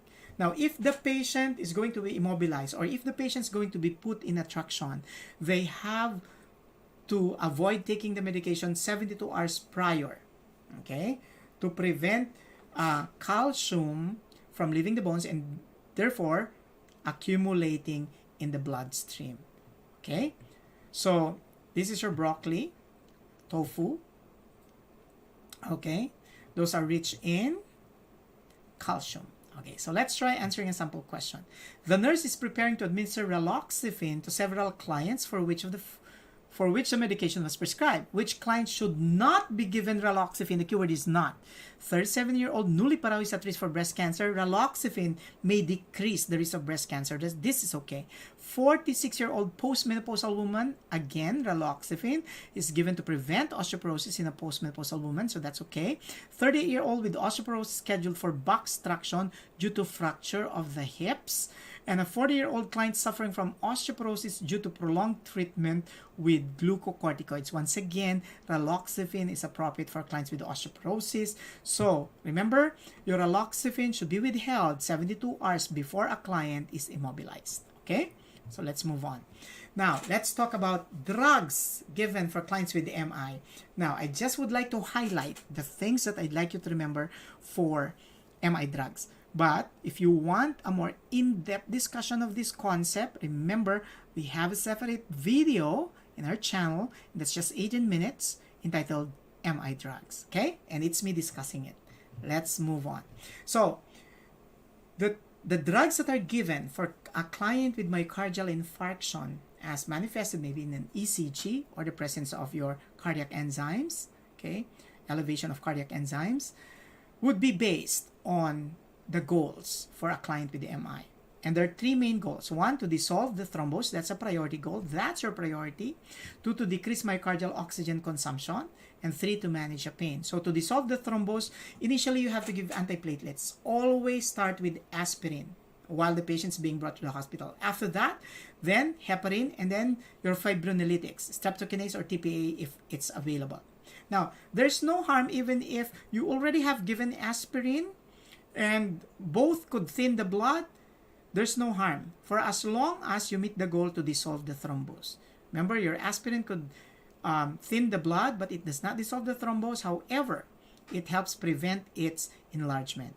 Now, to decrease myocardial oxygen consumption, you will have to give beta blockers like atenolol or ACE inhibitors like captopril to cause vascular dilatation that allows for increased blood supply to increase oxygenation in the area. And then to manage the pain, administer a narcotic. That's your morphine. So the three goals of care are to dissolve the thrombus, to decrease myocardial oxygen consumption, to manage the pain. Now, if you are asked which one's the priority, to dissolve the thrombus. Okay? If you don't have this, to decrease myocardial oxygen consumption. If that is rewarded. Okay? Now, to promote aerobic metabolism or to decrease anaerobic metabolism, because when you say metabolism, it refers to the consumption of the body of your oxygen into the production of energy. Okay, so let's move on. Patients with suspected MI should be given aspirin in the ambulance or emergency room. So that's the first drug that you have to give. Patients with symptoms of myocardial ischemia of less than 12 hours, SI segment elevation. Now, colleagues, take note of this. SI segment elevation could be indicative of myocardial ischemia, or left bundle branch block on the ECG should be started on fibrinolytic therapy. So the moment there is SI segment elevation, think about your streptokinase, okay? Fibrinolytic therapy, or TPA, tissue plasminogen activator. So remember, the contraindications of fibrinolytic therapy: bleeding peptic ulcer, uncontrolled hypertension, major trauma, and puncture of blood vessels that cannot be compressed. Why? Your fibrinolytic therapy could actually cause bleeding. Okay. So a history of ulcer or recent CPR is not an absolute contraindication to fibrinolytic therapy. So it still depends on the doctor. To prevent hypotension, streptokinase is given slowly over 30 to 60 minutes. And it's used only once per patient due to its potential to cause allergy and the resulting production of antibodies. So TPA may cause bleeding and should be used with caution for patients with risk for stroke, the elderly, and those with high BP. Heparin is used with streptokinase in patients with MI. So combination of heparin and streptokinase is appropriate for a patient with MI. Why? It is directed towards dissolving the thrombus, which is our priority goal. So ACE inhibitors are usually given in patients with large infarcts, and beta blockers are given to patients with MI if the heart rate is at least 50 beats per minute and the systolic blood pressure is above 100 millimeters mercury. Routine use of calcium channel blockers and magnesium have not been proven beneficial in clients with MI. Diltiazem is the only calcium channel blocker that has been proven beneficial in the reduction of reinfarction or recurrent ischemia in non-Q-wave infarctions with no congestive heart failure. Some drugs that may potentially worsen existing cardiac problems includes, colleagues, tricyclic antidepressants. It could cause palpitation. Levothyroxine, which is given to clients with hypothyroidism, it could also cause palpitation. Furosemide, which is a diuretic, which could promote excretion of potassium, and the resulting potassium imbalance could increase palpitation. So these three could potentially worsen cardiac problems. Diuretics are usually prohibited in patients with acute right ventricular MI. Let's try answering a sample question. Here we go. A client with chest pain that has lasted more than an hour has been admitted. Upon evaluation of the patient's medication history, the nurse notes polypharmacy, meaning the patient's taking a lot of drugs. Which of the following drugs could have worsened the patient's condition? Knowing that the patient has chest pain, we suspect MI. So we said a while back that there are three medications, three classifications, which could be associated with worsening of the MI. Morphine, no, it's actually given to a client with MI to manage the pain. Furosemide, yes. Remember, could cause the excretion of too much potassium that could lead to arrhythmia. Levothyroxine, yes. Aspirin, no. It's actually given initially if the patient with MI is still in the ambulance. Amitriptyline is a tricyclic antidepressant, could cause palpitation. Yes, we put a check. Streptokinase is actually given to the client to dissolve clots. Okay, so here we go. I'd like to share with you a feedback from Griffin Clark. Very helpful. Thank you for the free session, Sir Ray. May God bless you more. Thank you. Desa Ogbehi, thank you so much, sir. Your quick fix lectures were great content refresher. I passed my NCLEX. Thank you for the laughter and the encouragement as well. Anxiety. Okay. So thank you, Desa, and congratulations for passing the NCLEX. Share our videos to your friends so they can pass their test too. This is the time not to be selfish. Share what you have. It's the only way we can at least diminish the suffering of our colleagues. Okay, they are having financial difficulties. They are, as frontliners, most at risk. So let's make things a little more easy for them. So if you think that some of our videos help you, go ahead, share it. I'm giving you that permission. Share it to your friends if you found our videos, any of our videos helpful. Okay, so once again, we're now on our Lucky Charm giveaway. Okay, and we're going to give away NCLEX 311 and nursing reminder sheets to the next 5 lucky learners who are participating in our learning session today. And my question is just easy. Okay, the first 5 to give the correct answer will win. The question is, are you ready? If a client with chest pain is being brought to the hospital through an ambulance, which drug is given first? And you know that.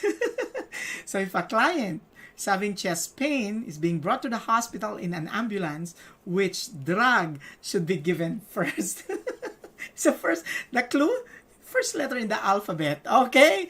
Okay, I know you get it. So the first 5 who will give the correct answers will get the prizes, and you will receive a notification through email. If you have given us your email through our registration link, we will send you an email telling you that you're one of the winners, and you have to give us your address, and we are going to send it to you by mail so that you'll receive your learning packages right in front of your doorstep. Okay, so remember, it takes more than mastery of facts to pass the NCLEX. You need to fact check the medications. And once again, I'm here, your mentor, Mentor Ray, your fact-check buddy in pharmacology, saying a functional concept a day keeps your NCLEX-RN fears away. So if you love this video, please don't forget to subscribe and hit the like and bell buttons. And let's learn together. If you have anything in mind you may want me to request to cover in my future videos, please send your request to my email, mentor.raygapos@gmail.com. So that's the end of our session 15. Our session 16 will start in a while. Let's have a 5-minute bladder break once again.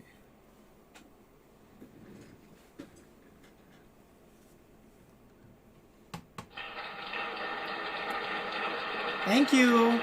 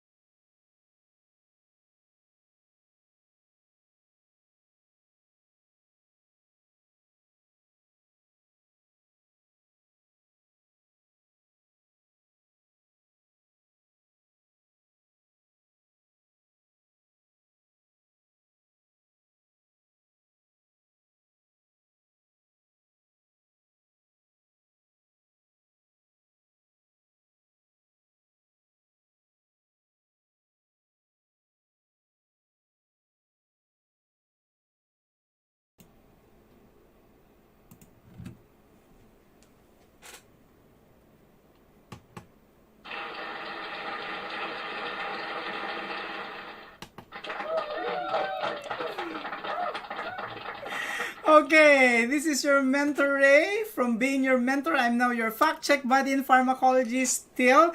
This time on our last session for this quick fix learning engagement. So we're now on quick fix number 16. So from being your mentor to your fact check buddy in pharmacology, let's start quick fix session number 16. I know you're all happy to have this, right?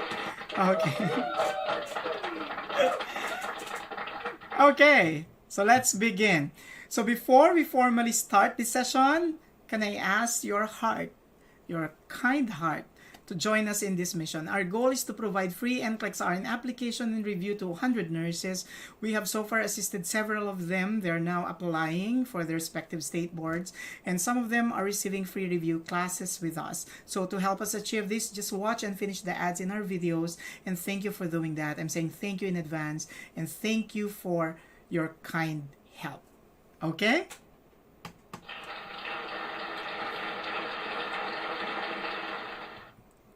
So if you have any questions or requests, kindly send me your requests through this email, mentor.raygapos@gmail.com. So let's begin with some positive vibes. To succeed in life, you need two things. The first is ignorance. Don't act as if you know everything, okay? And second, confidence, even if you know too little. Okay?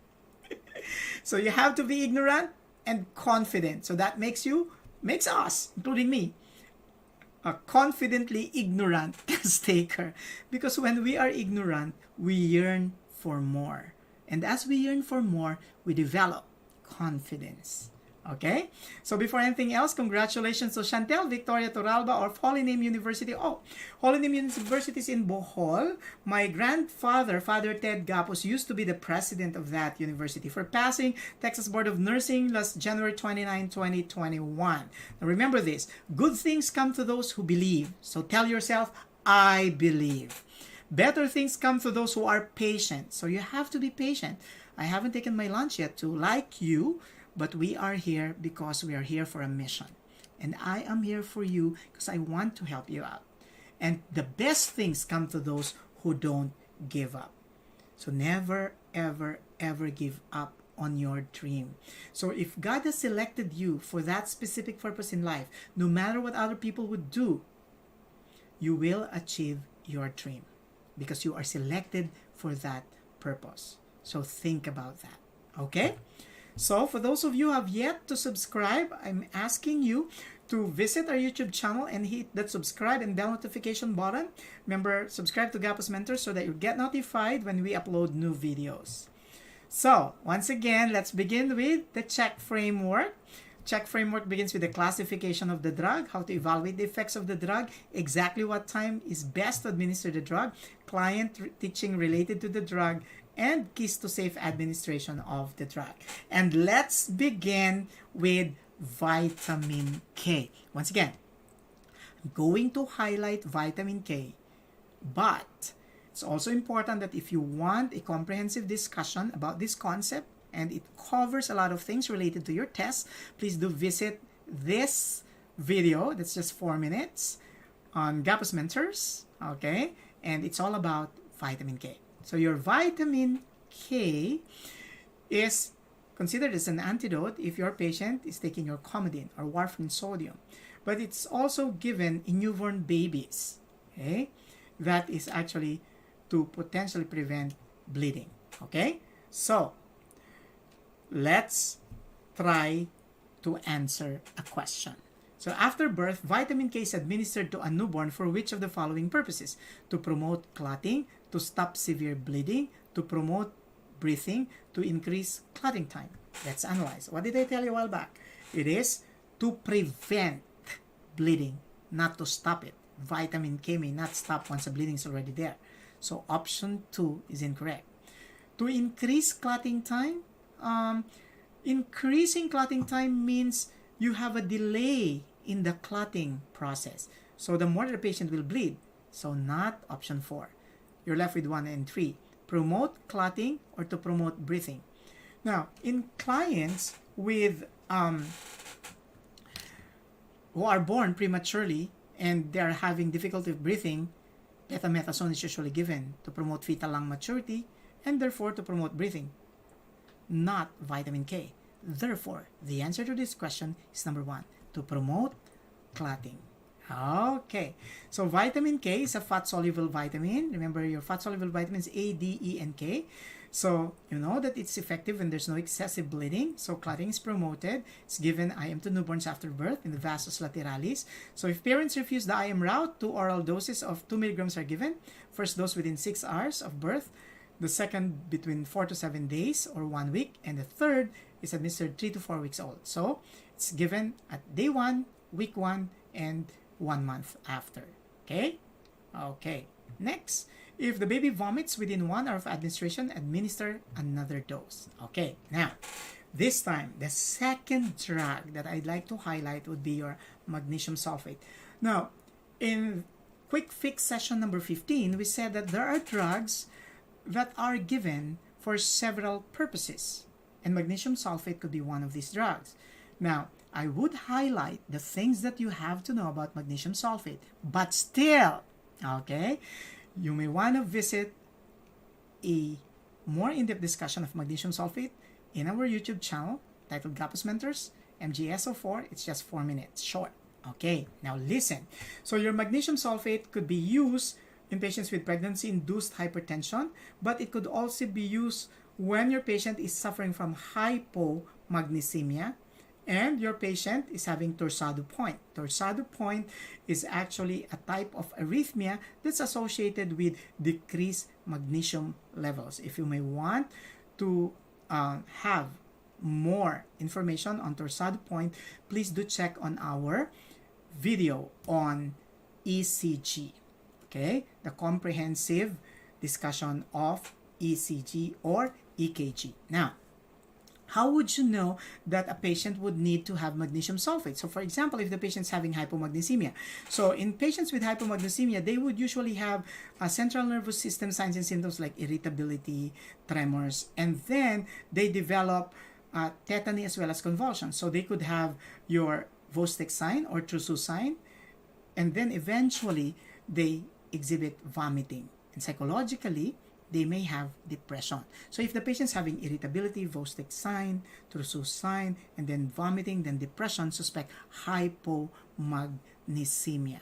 And the patient may need magnesium sulfate.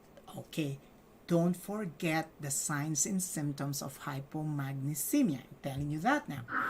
Okay, now what could be a question associated with this type of medication? You can have a chart exhibit. Here's an example. After the intravenous administration of magnesium sulfate, assessment of the client reveals the following. Click on the exhibit. Okay. So here you have some information. Blood pressure 130/90, urine output 60 ml per hour, deep tendon reflexes positive 2. Okay. So respiratory rate 10 breaths per minute. So the blood pressure is still okay. Urine output okay, within normal range. Deep tendon reflex 1+, 2+, and 3+ are considered normal. 4+ and 5+ are abnormal. Respiratory rate, this is below 12. So the patient might be having respiratory depression. Okay? So therefore, which intervention is the priority of the nurse? Is it 1, discontinue the magnesium sulfate and notify the physician? 2, notify the physician due to the client's deep tendon reflexes. The deep tendon reflexes is normal. Okay? How to assess this? That's known as your knee jerk or patella reflex. Check the client to be in a sitting position and then let the lower extremities dangle.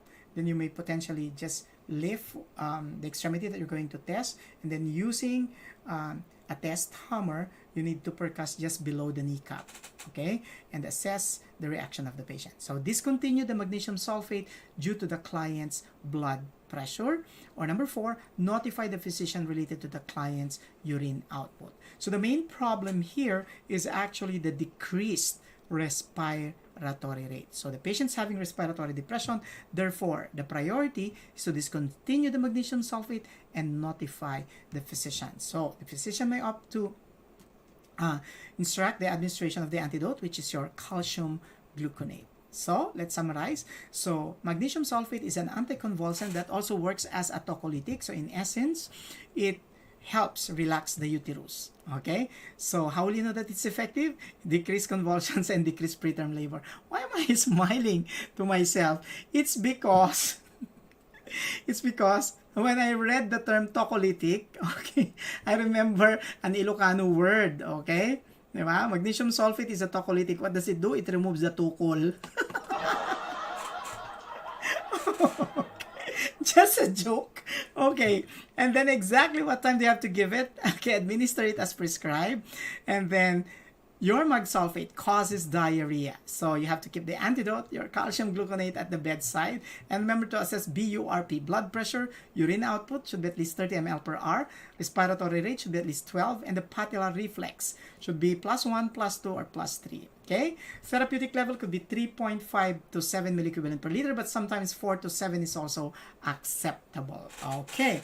Now, let's talk about methergine. Okay, so your methergine is an oxytocic agent, so it is given to jumpstart stalled labor. So in essence, strengthens contraction of the uterus. So how will you know that this is effective? Colleagues taking the NCLEX, remember, it could promote firm contraction of the uterus. So therefore, a firmly contracted uterus is indicative that methergine is effective. Now, you also need to check on the client's blood pressure because your methergine may potentially increase the blood pressure of the patient. Okay? So here's a question. Shortly after administration of methergine to a client in labor after the delivery of the placenta, the highest priority of the nurse is to assess if the uterus has firmly contracted, and 2, is it 1, monitor the temperature, 2, monitor the blood pressure, 3, check the urine output, 4, check the pupillary relaxation rate. What did I tell you? Your methergine could potentially cause hypertension. So the highest priority is to check on the uterus and to monitor the blood pressure. Exactly, okay? That's how well you have mastered the concept so far. Way to go, okay? Let's move on. Now, methyl ergonovin maleate, okay? So remember, it's your methergine. It's an oxytocic agent, okay? Firmly contracted uterus, administer as prescribed, report difficulty of breathing or severe abdominal cramps, and then monitor the blood pressure. Okay, so let's highlight. Now, when your patient's taking methergine, it's very important to assess if the patient has taken an herbal remedy. And what herbal remedies should you assess the patient if the patient comes in and they're having like a difficult labor? So assess if they have taken like either blue cohosh or black cohosh. So blue cohosh has an oxytocin-like effect.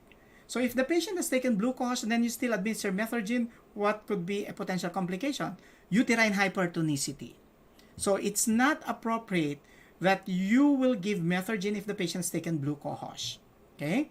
So your blue cohosh is used to jumpstart labor.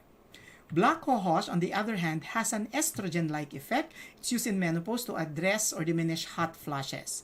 So this is your blue cohosh. It's used to start labor, also used as laxative, and for starting menstruation. Take note, okay, healthcare providers should determine appropriate use in the presence of high BP, history of cancer, history of endometriosis, and heart disease. This is your black cohosh. Look at blue cohosh, black cohosh. There's nothing blue in blue cohosh, and there's nothing black in black cohosh. Okay, so black cohosh is used to relieve the symptoms of menopause by suppressing the luteinizing hormone, but not the follicle-stimulating hormone. So if the patient would fear about the taking of this herbal remedies habit-forming, no, it's not habit-forming. It's not also cancer-causing, but you should be limited to 6 months, okay? Now, the next important thing that I'd like to highlight would be the use of your ROGCAM, which is the management if there is RH incompatibility between the mother and the baby. Okay, so let's begin. Let's begin with identifying which blood type is compatible with a specific blood. So blood type A would be compatible with A and O, B, B and O, AB, type A, B, AB and O, and blood type O is compatible with O only. So let's reflect. What does that mean? If the patient has blood type A, they can receive blood type A and O. If the patient have blood type B, they can receive B and O. If the client has blood type AB, they could receive blood types A, B, AB, and O. But if the client has a blood type O, they can only be given blood type O. Okay? So you would notice that blood type O could be given to any client with blood type. That's why blood type O is known as the universal donor. Now, you would also notice that a patient with blood type AB can receive either blood type A, B, AB, or O. So why blood type AB known as the universal recipient. Okay? So my blood type is AB. Okay? Now, it's also important that you have to know the RH status of the patient. So if the patient is blood type RH positive, then you could give RH positive or RH negative blood. But if the patient has an RH negative blood, you can only give an RH negative blood. So what does that mean? Let's mix it all up together. If a patient has a blood type A positive, you can give A positive, A negative. Okay? But if the patient has blood type A negative, you cannot give A positive, you can only give A negative. That's the implication. So if the patient has an RH positive blood, they can receive RH positive and negative blood. But if the patient has an RH negative blood, then they can receive RH negative blood only. Okay? So RH incompatibility develops when the mother is RH negative. Take note, when the mother is RH negative, they can only receive RH negative blood, right? And the baby this time is RH positive. How did that happen? Does that mean that the baby could be sired by somebody? No. Okay. Because the baby sometimes inherits the RH status of the father. So if the father is RH positive, the baby is RH positive, and the mother is RH negative, we have a problem. As the mother is pregnant, there is usually a separate circulation between the mother and the baby. So while the baby is growing inside the uterus, there's no problem. The problem occurs during the delivery, in which case, when the placenta already separates from the uterus, now you have an open wound. And that open wound now would facilitate the mixture of the mother's blood and the baby's blood. And in this case, the problem is the blood would be incompatible because the mother is RH negative. They're supposed to be mixed with only RH negative blood. But this time, the baby has an RH positive blood. So we have a problem. So we call this RH incompatibility. So RH incompatibility results when the mother is RH negative and the baby is RH positive. Okay? So here's a question. Which of the following blood types can be administered to a client with an RH positive type AB blood? Select all that apply. So type AB, so they can receive A, B, AB, and O. Okay, positive, they can receive both positive and negative. So in essence, they can receive all of this. Okay, because RH positive blood can receive both positive and negative. AB blood can receive A, B, AB, and O. Okay, so all of this is appropriate. Okay, so what medication is usually given when we suspect RH incompatibility? That's your RhoGAM. It's an anti-RH medication. It's given in RH negative women with RH positive babies. And it's given, you know that it's effective when you prevent RH immunization. So given at 28 weeks of pregnancy and at 72 hours after delivery. It's also given when the client undergoes diagnostic tests in which bleeding may potentially occur, or it's given when there is threatened abortion. So remember, it's given within 72 hours after delivery. And then not indicated in patients with anaphylactic reaction to RhoGAM. It's indicated in transfusion of RH incompatible blood, abortion or threatened abortion when there's maternal hemorrhage, pregnancy or delivery of an RH positive baby, and ectopic pregnancy. Diagnostic procedures like amniocentesis or chorionic villi sampling or percutaneous umbilical cord blood sampling, you will need to administer RhoGAM. So it's administered only through IM to the mother, and it's not injected to the newborn. It's administered to the mother. Okay? Now, let's focus on this drug, ondansetron or Sofran. It's an anti-emetic. It's usually given in clients undergoing chemotherapy for prevention of nausea and vomiting. It is given like 30 minutes to 60 minutes before chemotherapy and 1 to 2 days after chemotherapy or radiation therapy to decrease nausea and vomiting. Now, the oral soluble film can be taken 15 minutes before meals. The common side effects would be headache, dizziness, drowsiness, weakness, myalgia. Now, administration of orally disintegrating tablets with liquids is not necessary. Okay, so remember, the most common side effects of tamoxifen are bone pain and hot flushes. Okay, so let's try answering a sample question. Which of the following statements about tamoxifen is true? The drug lowers the blood pressure. Main side effects include dizziness, hypotension, nausea. The drug will help decrease nausea and vomiting associated with chemotherapy. It may cause weakness and anemia. The drug is used to treat breast cancer. It will help decrease the tumor size, causes nausea, vomiting, and hot flashes. Okay, the drug decreases the pain of ulcer. It may cause constipation. What is difficult with this question is that the options contain the potential action of the drug as well as the side effects. So this type of question is very factual in nature. It requires you to remember facts. And that is difficult to do when you're bombarded with a lot of drugs and you're bombarded with a lot of information. Sometimes it's very confusing. But remember, you don't give up. Only you can determine your success.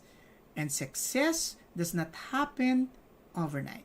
You build on what you know on a case-to-case basis every day. Okay? So the best answer, tamoxifen is used to treat breast cancer. It will help decrease tumor size. It causes nausea, vomiting, and hot flushes. Okay.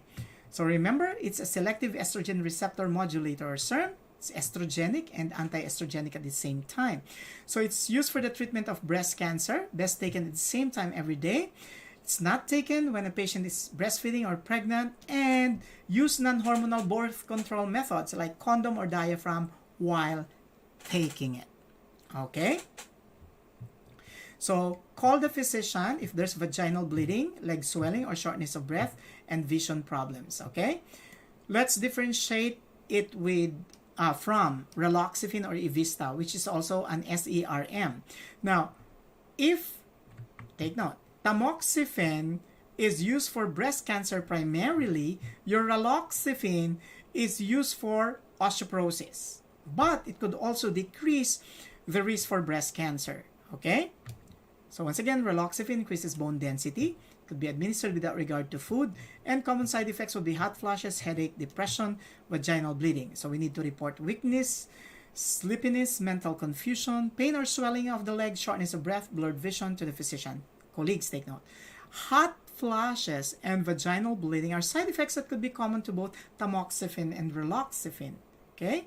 So keys to safety when giving Evista: the blood counts must be periodically checked, and then check the client, avoid getting pregnant while taking the drug, and check for both kidney and liver function tests. Okay? So to differentiate the two, tamoxifen, primarily indicated for breast cancer, raloxifene, primarily indicated for postmenopausal osteoporosis, but both these drugs are classified as SERM. Okay? So they can, in both cases, taking tamoxifen and raloxifene can help prevent osteoporosis. Okay? So, take note, class, the common side effects of the two: hot flushes and night sweats, and it could potentially also cause vaginal bleeding. So, taking tamoxifen and raloxifene may also increase the risk of thrombophlebitis and pulmonary embolism. That's why when there's chest pain and shortness of breath, that's indicative of pulmonary embolism. You can refer that immediately to the physician. Okay? So another difference, your tamoxifen acts like estrogen in the uterus, whereas your raloxifene does not act like estrogen in the uterus. So what does that mean? So your tamoxifen may potentially cause proliferation of the uterine lining because it acts like estrogen, okay? Whereas your raloxifene may not do that. So primarily, once again, raloxifene is primarily used for osteoporosis, tamoxifen primarily for breast cancer, but both can help prevent osteoporosis. That's the similarity. Okay, now let's talk about chemotherapy and compare it with radiation therapy. So in chemotherapy, take note, the priority is to provide the client with low bacteria environment and low bacteria diet. Avoid bringing fresh flowers, fresh fruits, fresh vegetables. So colleagues taking the test, don't forget, no fresh flowers and fruits inside the room, and cooked foods are indicated. Visitors and RN should wear surgical masks. Okay? In radiation therapy, remember to keep a lead container and forceps at the bedside just in case the source of lead gets dislodged, do not pick it up with bare hands. Use forceps and place it inside the lead container. Now, if you don't have this, well, you could potentially use a lead-based apron to cover, okay, the dislodged pellet that was used for the radiation therapy. So position the client's bed at the center of the room because, you know, radiation could thread through the walls. And then people who are below 16 years old are not allowed to visit a client undergoing radiation therapy or brachytherapy. Okay, so remember in radiation therapy, DST, distance shielding time. So maintain a distance of 3 to 6 feet from the source of radiation. Shielding, wear lead apron to protect your staff, yourself. Okay, and then time. Most common safety precaution, limit the time near the client to 30 minutes per shift and do not assign a pregnant nurse to a client undergoing radiation therapy. So if there are visitors who may want to visit the client, provided they're older than 16 years old, they have to follow the prescribed time, which is not more than 30 minutes. And remember, saliva, tears, and urine are radioactive, so instruct the client to flush the toilet bowl not once but twice after using it. Okay, so let's try answering a sample question. Here we go. Colleagues taking the test, remember this. Client with cancer is receiving chemotherapy. Which should be included in the discharge instructions? Select all that apply. Use an electric razor? Yes. Engage in contact sports? No. Okay, that could lead to injury. Avoid dental work? Yes, like tooth extraction because they're prone to bleeding when they're undergoing chemotherapy. Take an over-the-counter aspirin? This may potentially lead to bleeding, so no. Use soft bristle toothbrush? Don't floss. Okay. Assess for bleeding, specifically checking on the stools and the urine? Yes. Assess for the skin for ecchymosis and PTK? Yes, those are signs of bleeding. Administer medications by intramuscular injections and limit manufacturers? No. Okay. IM injections should be avoided. Okay. So, time, distance, and shielding in radiation precautions. Remember, the most common safety precautions would be limiting the time near the patient and maintaining a safe distance of 3 to 6 feet from the source, and use lead shielding to protect the family and the staff. Okay, so let's move on. So, antiemetics must be given 30 minutes before chemotherapy, and you have the drugs ondansetron or Sofran. Other drugs would be your Tigan and Reglan. So let's try answering a question. Colleagues taking the NCLEX, remember this. If a client is to undergo chemotherapy, when is the best time to administer ondansetron or Sofran? Is it 1, at the same time as the chemotherapeutic agents? 2, 4 hours after the onset of chemotherapy? 3, 30 minutes before the onset of chemotherapy? And 4, at the end of chemotherapy? I know you know the answer. So the answer is 30 minutes before the onset of chemotherapy. Okay, here we go. Somebody here actually gave us a feedback. Hi, sir. Thank you for all your videos. Started watching this January. Not skipping ads po. God bless. Yes, thank you, Joy, for not skipping the ads. You're helping a lot. Okay. So she's watching RN QuickFix Session 4 tips. We also have QuickFix Session 10. Okay. We are now on session number 16. So thank you, Sir Ray. God bless your heart. Thank you too to all of you. Now, we have reached the point again, okay, to give out, okay, 5 copies of my NCLEX-RN book, NCLEX 311. And this one is for everybody taking the local board, the NLE, the NCLEX, the HAAD, the Prometric, nursing reminder sheet, okay? So, here's the question for you to get the chance. Email us your answers, please. The first 5 receives the prize, and they will receive an email.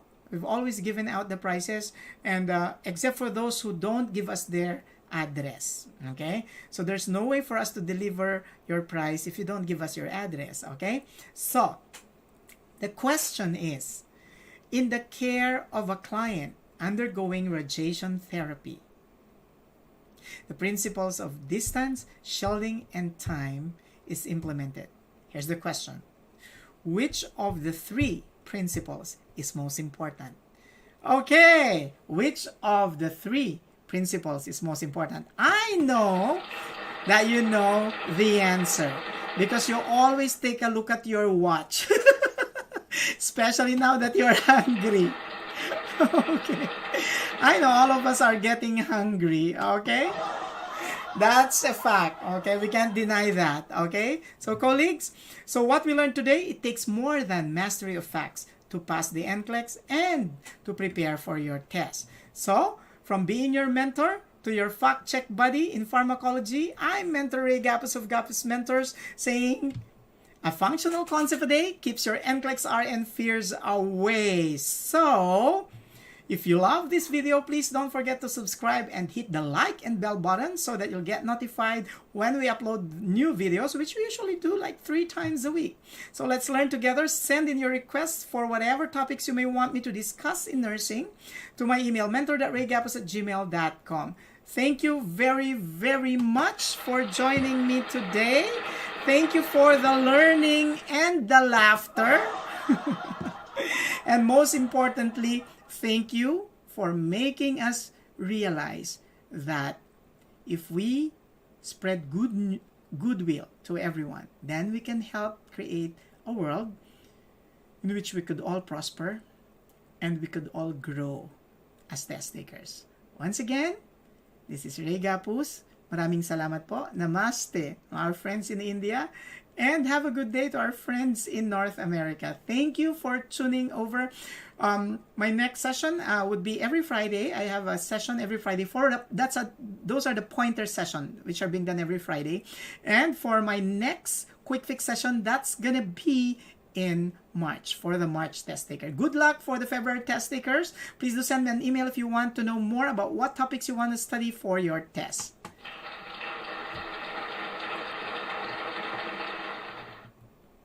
That's the end of session 16. Thank you.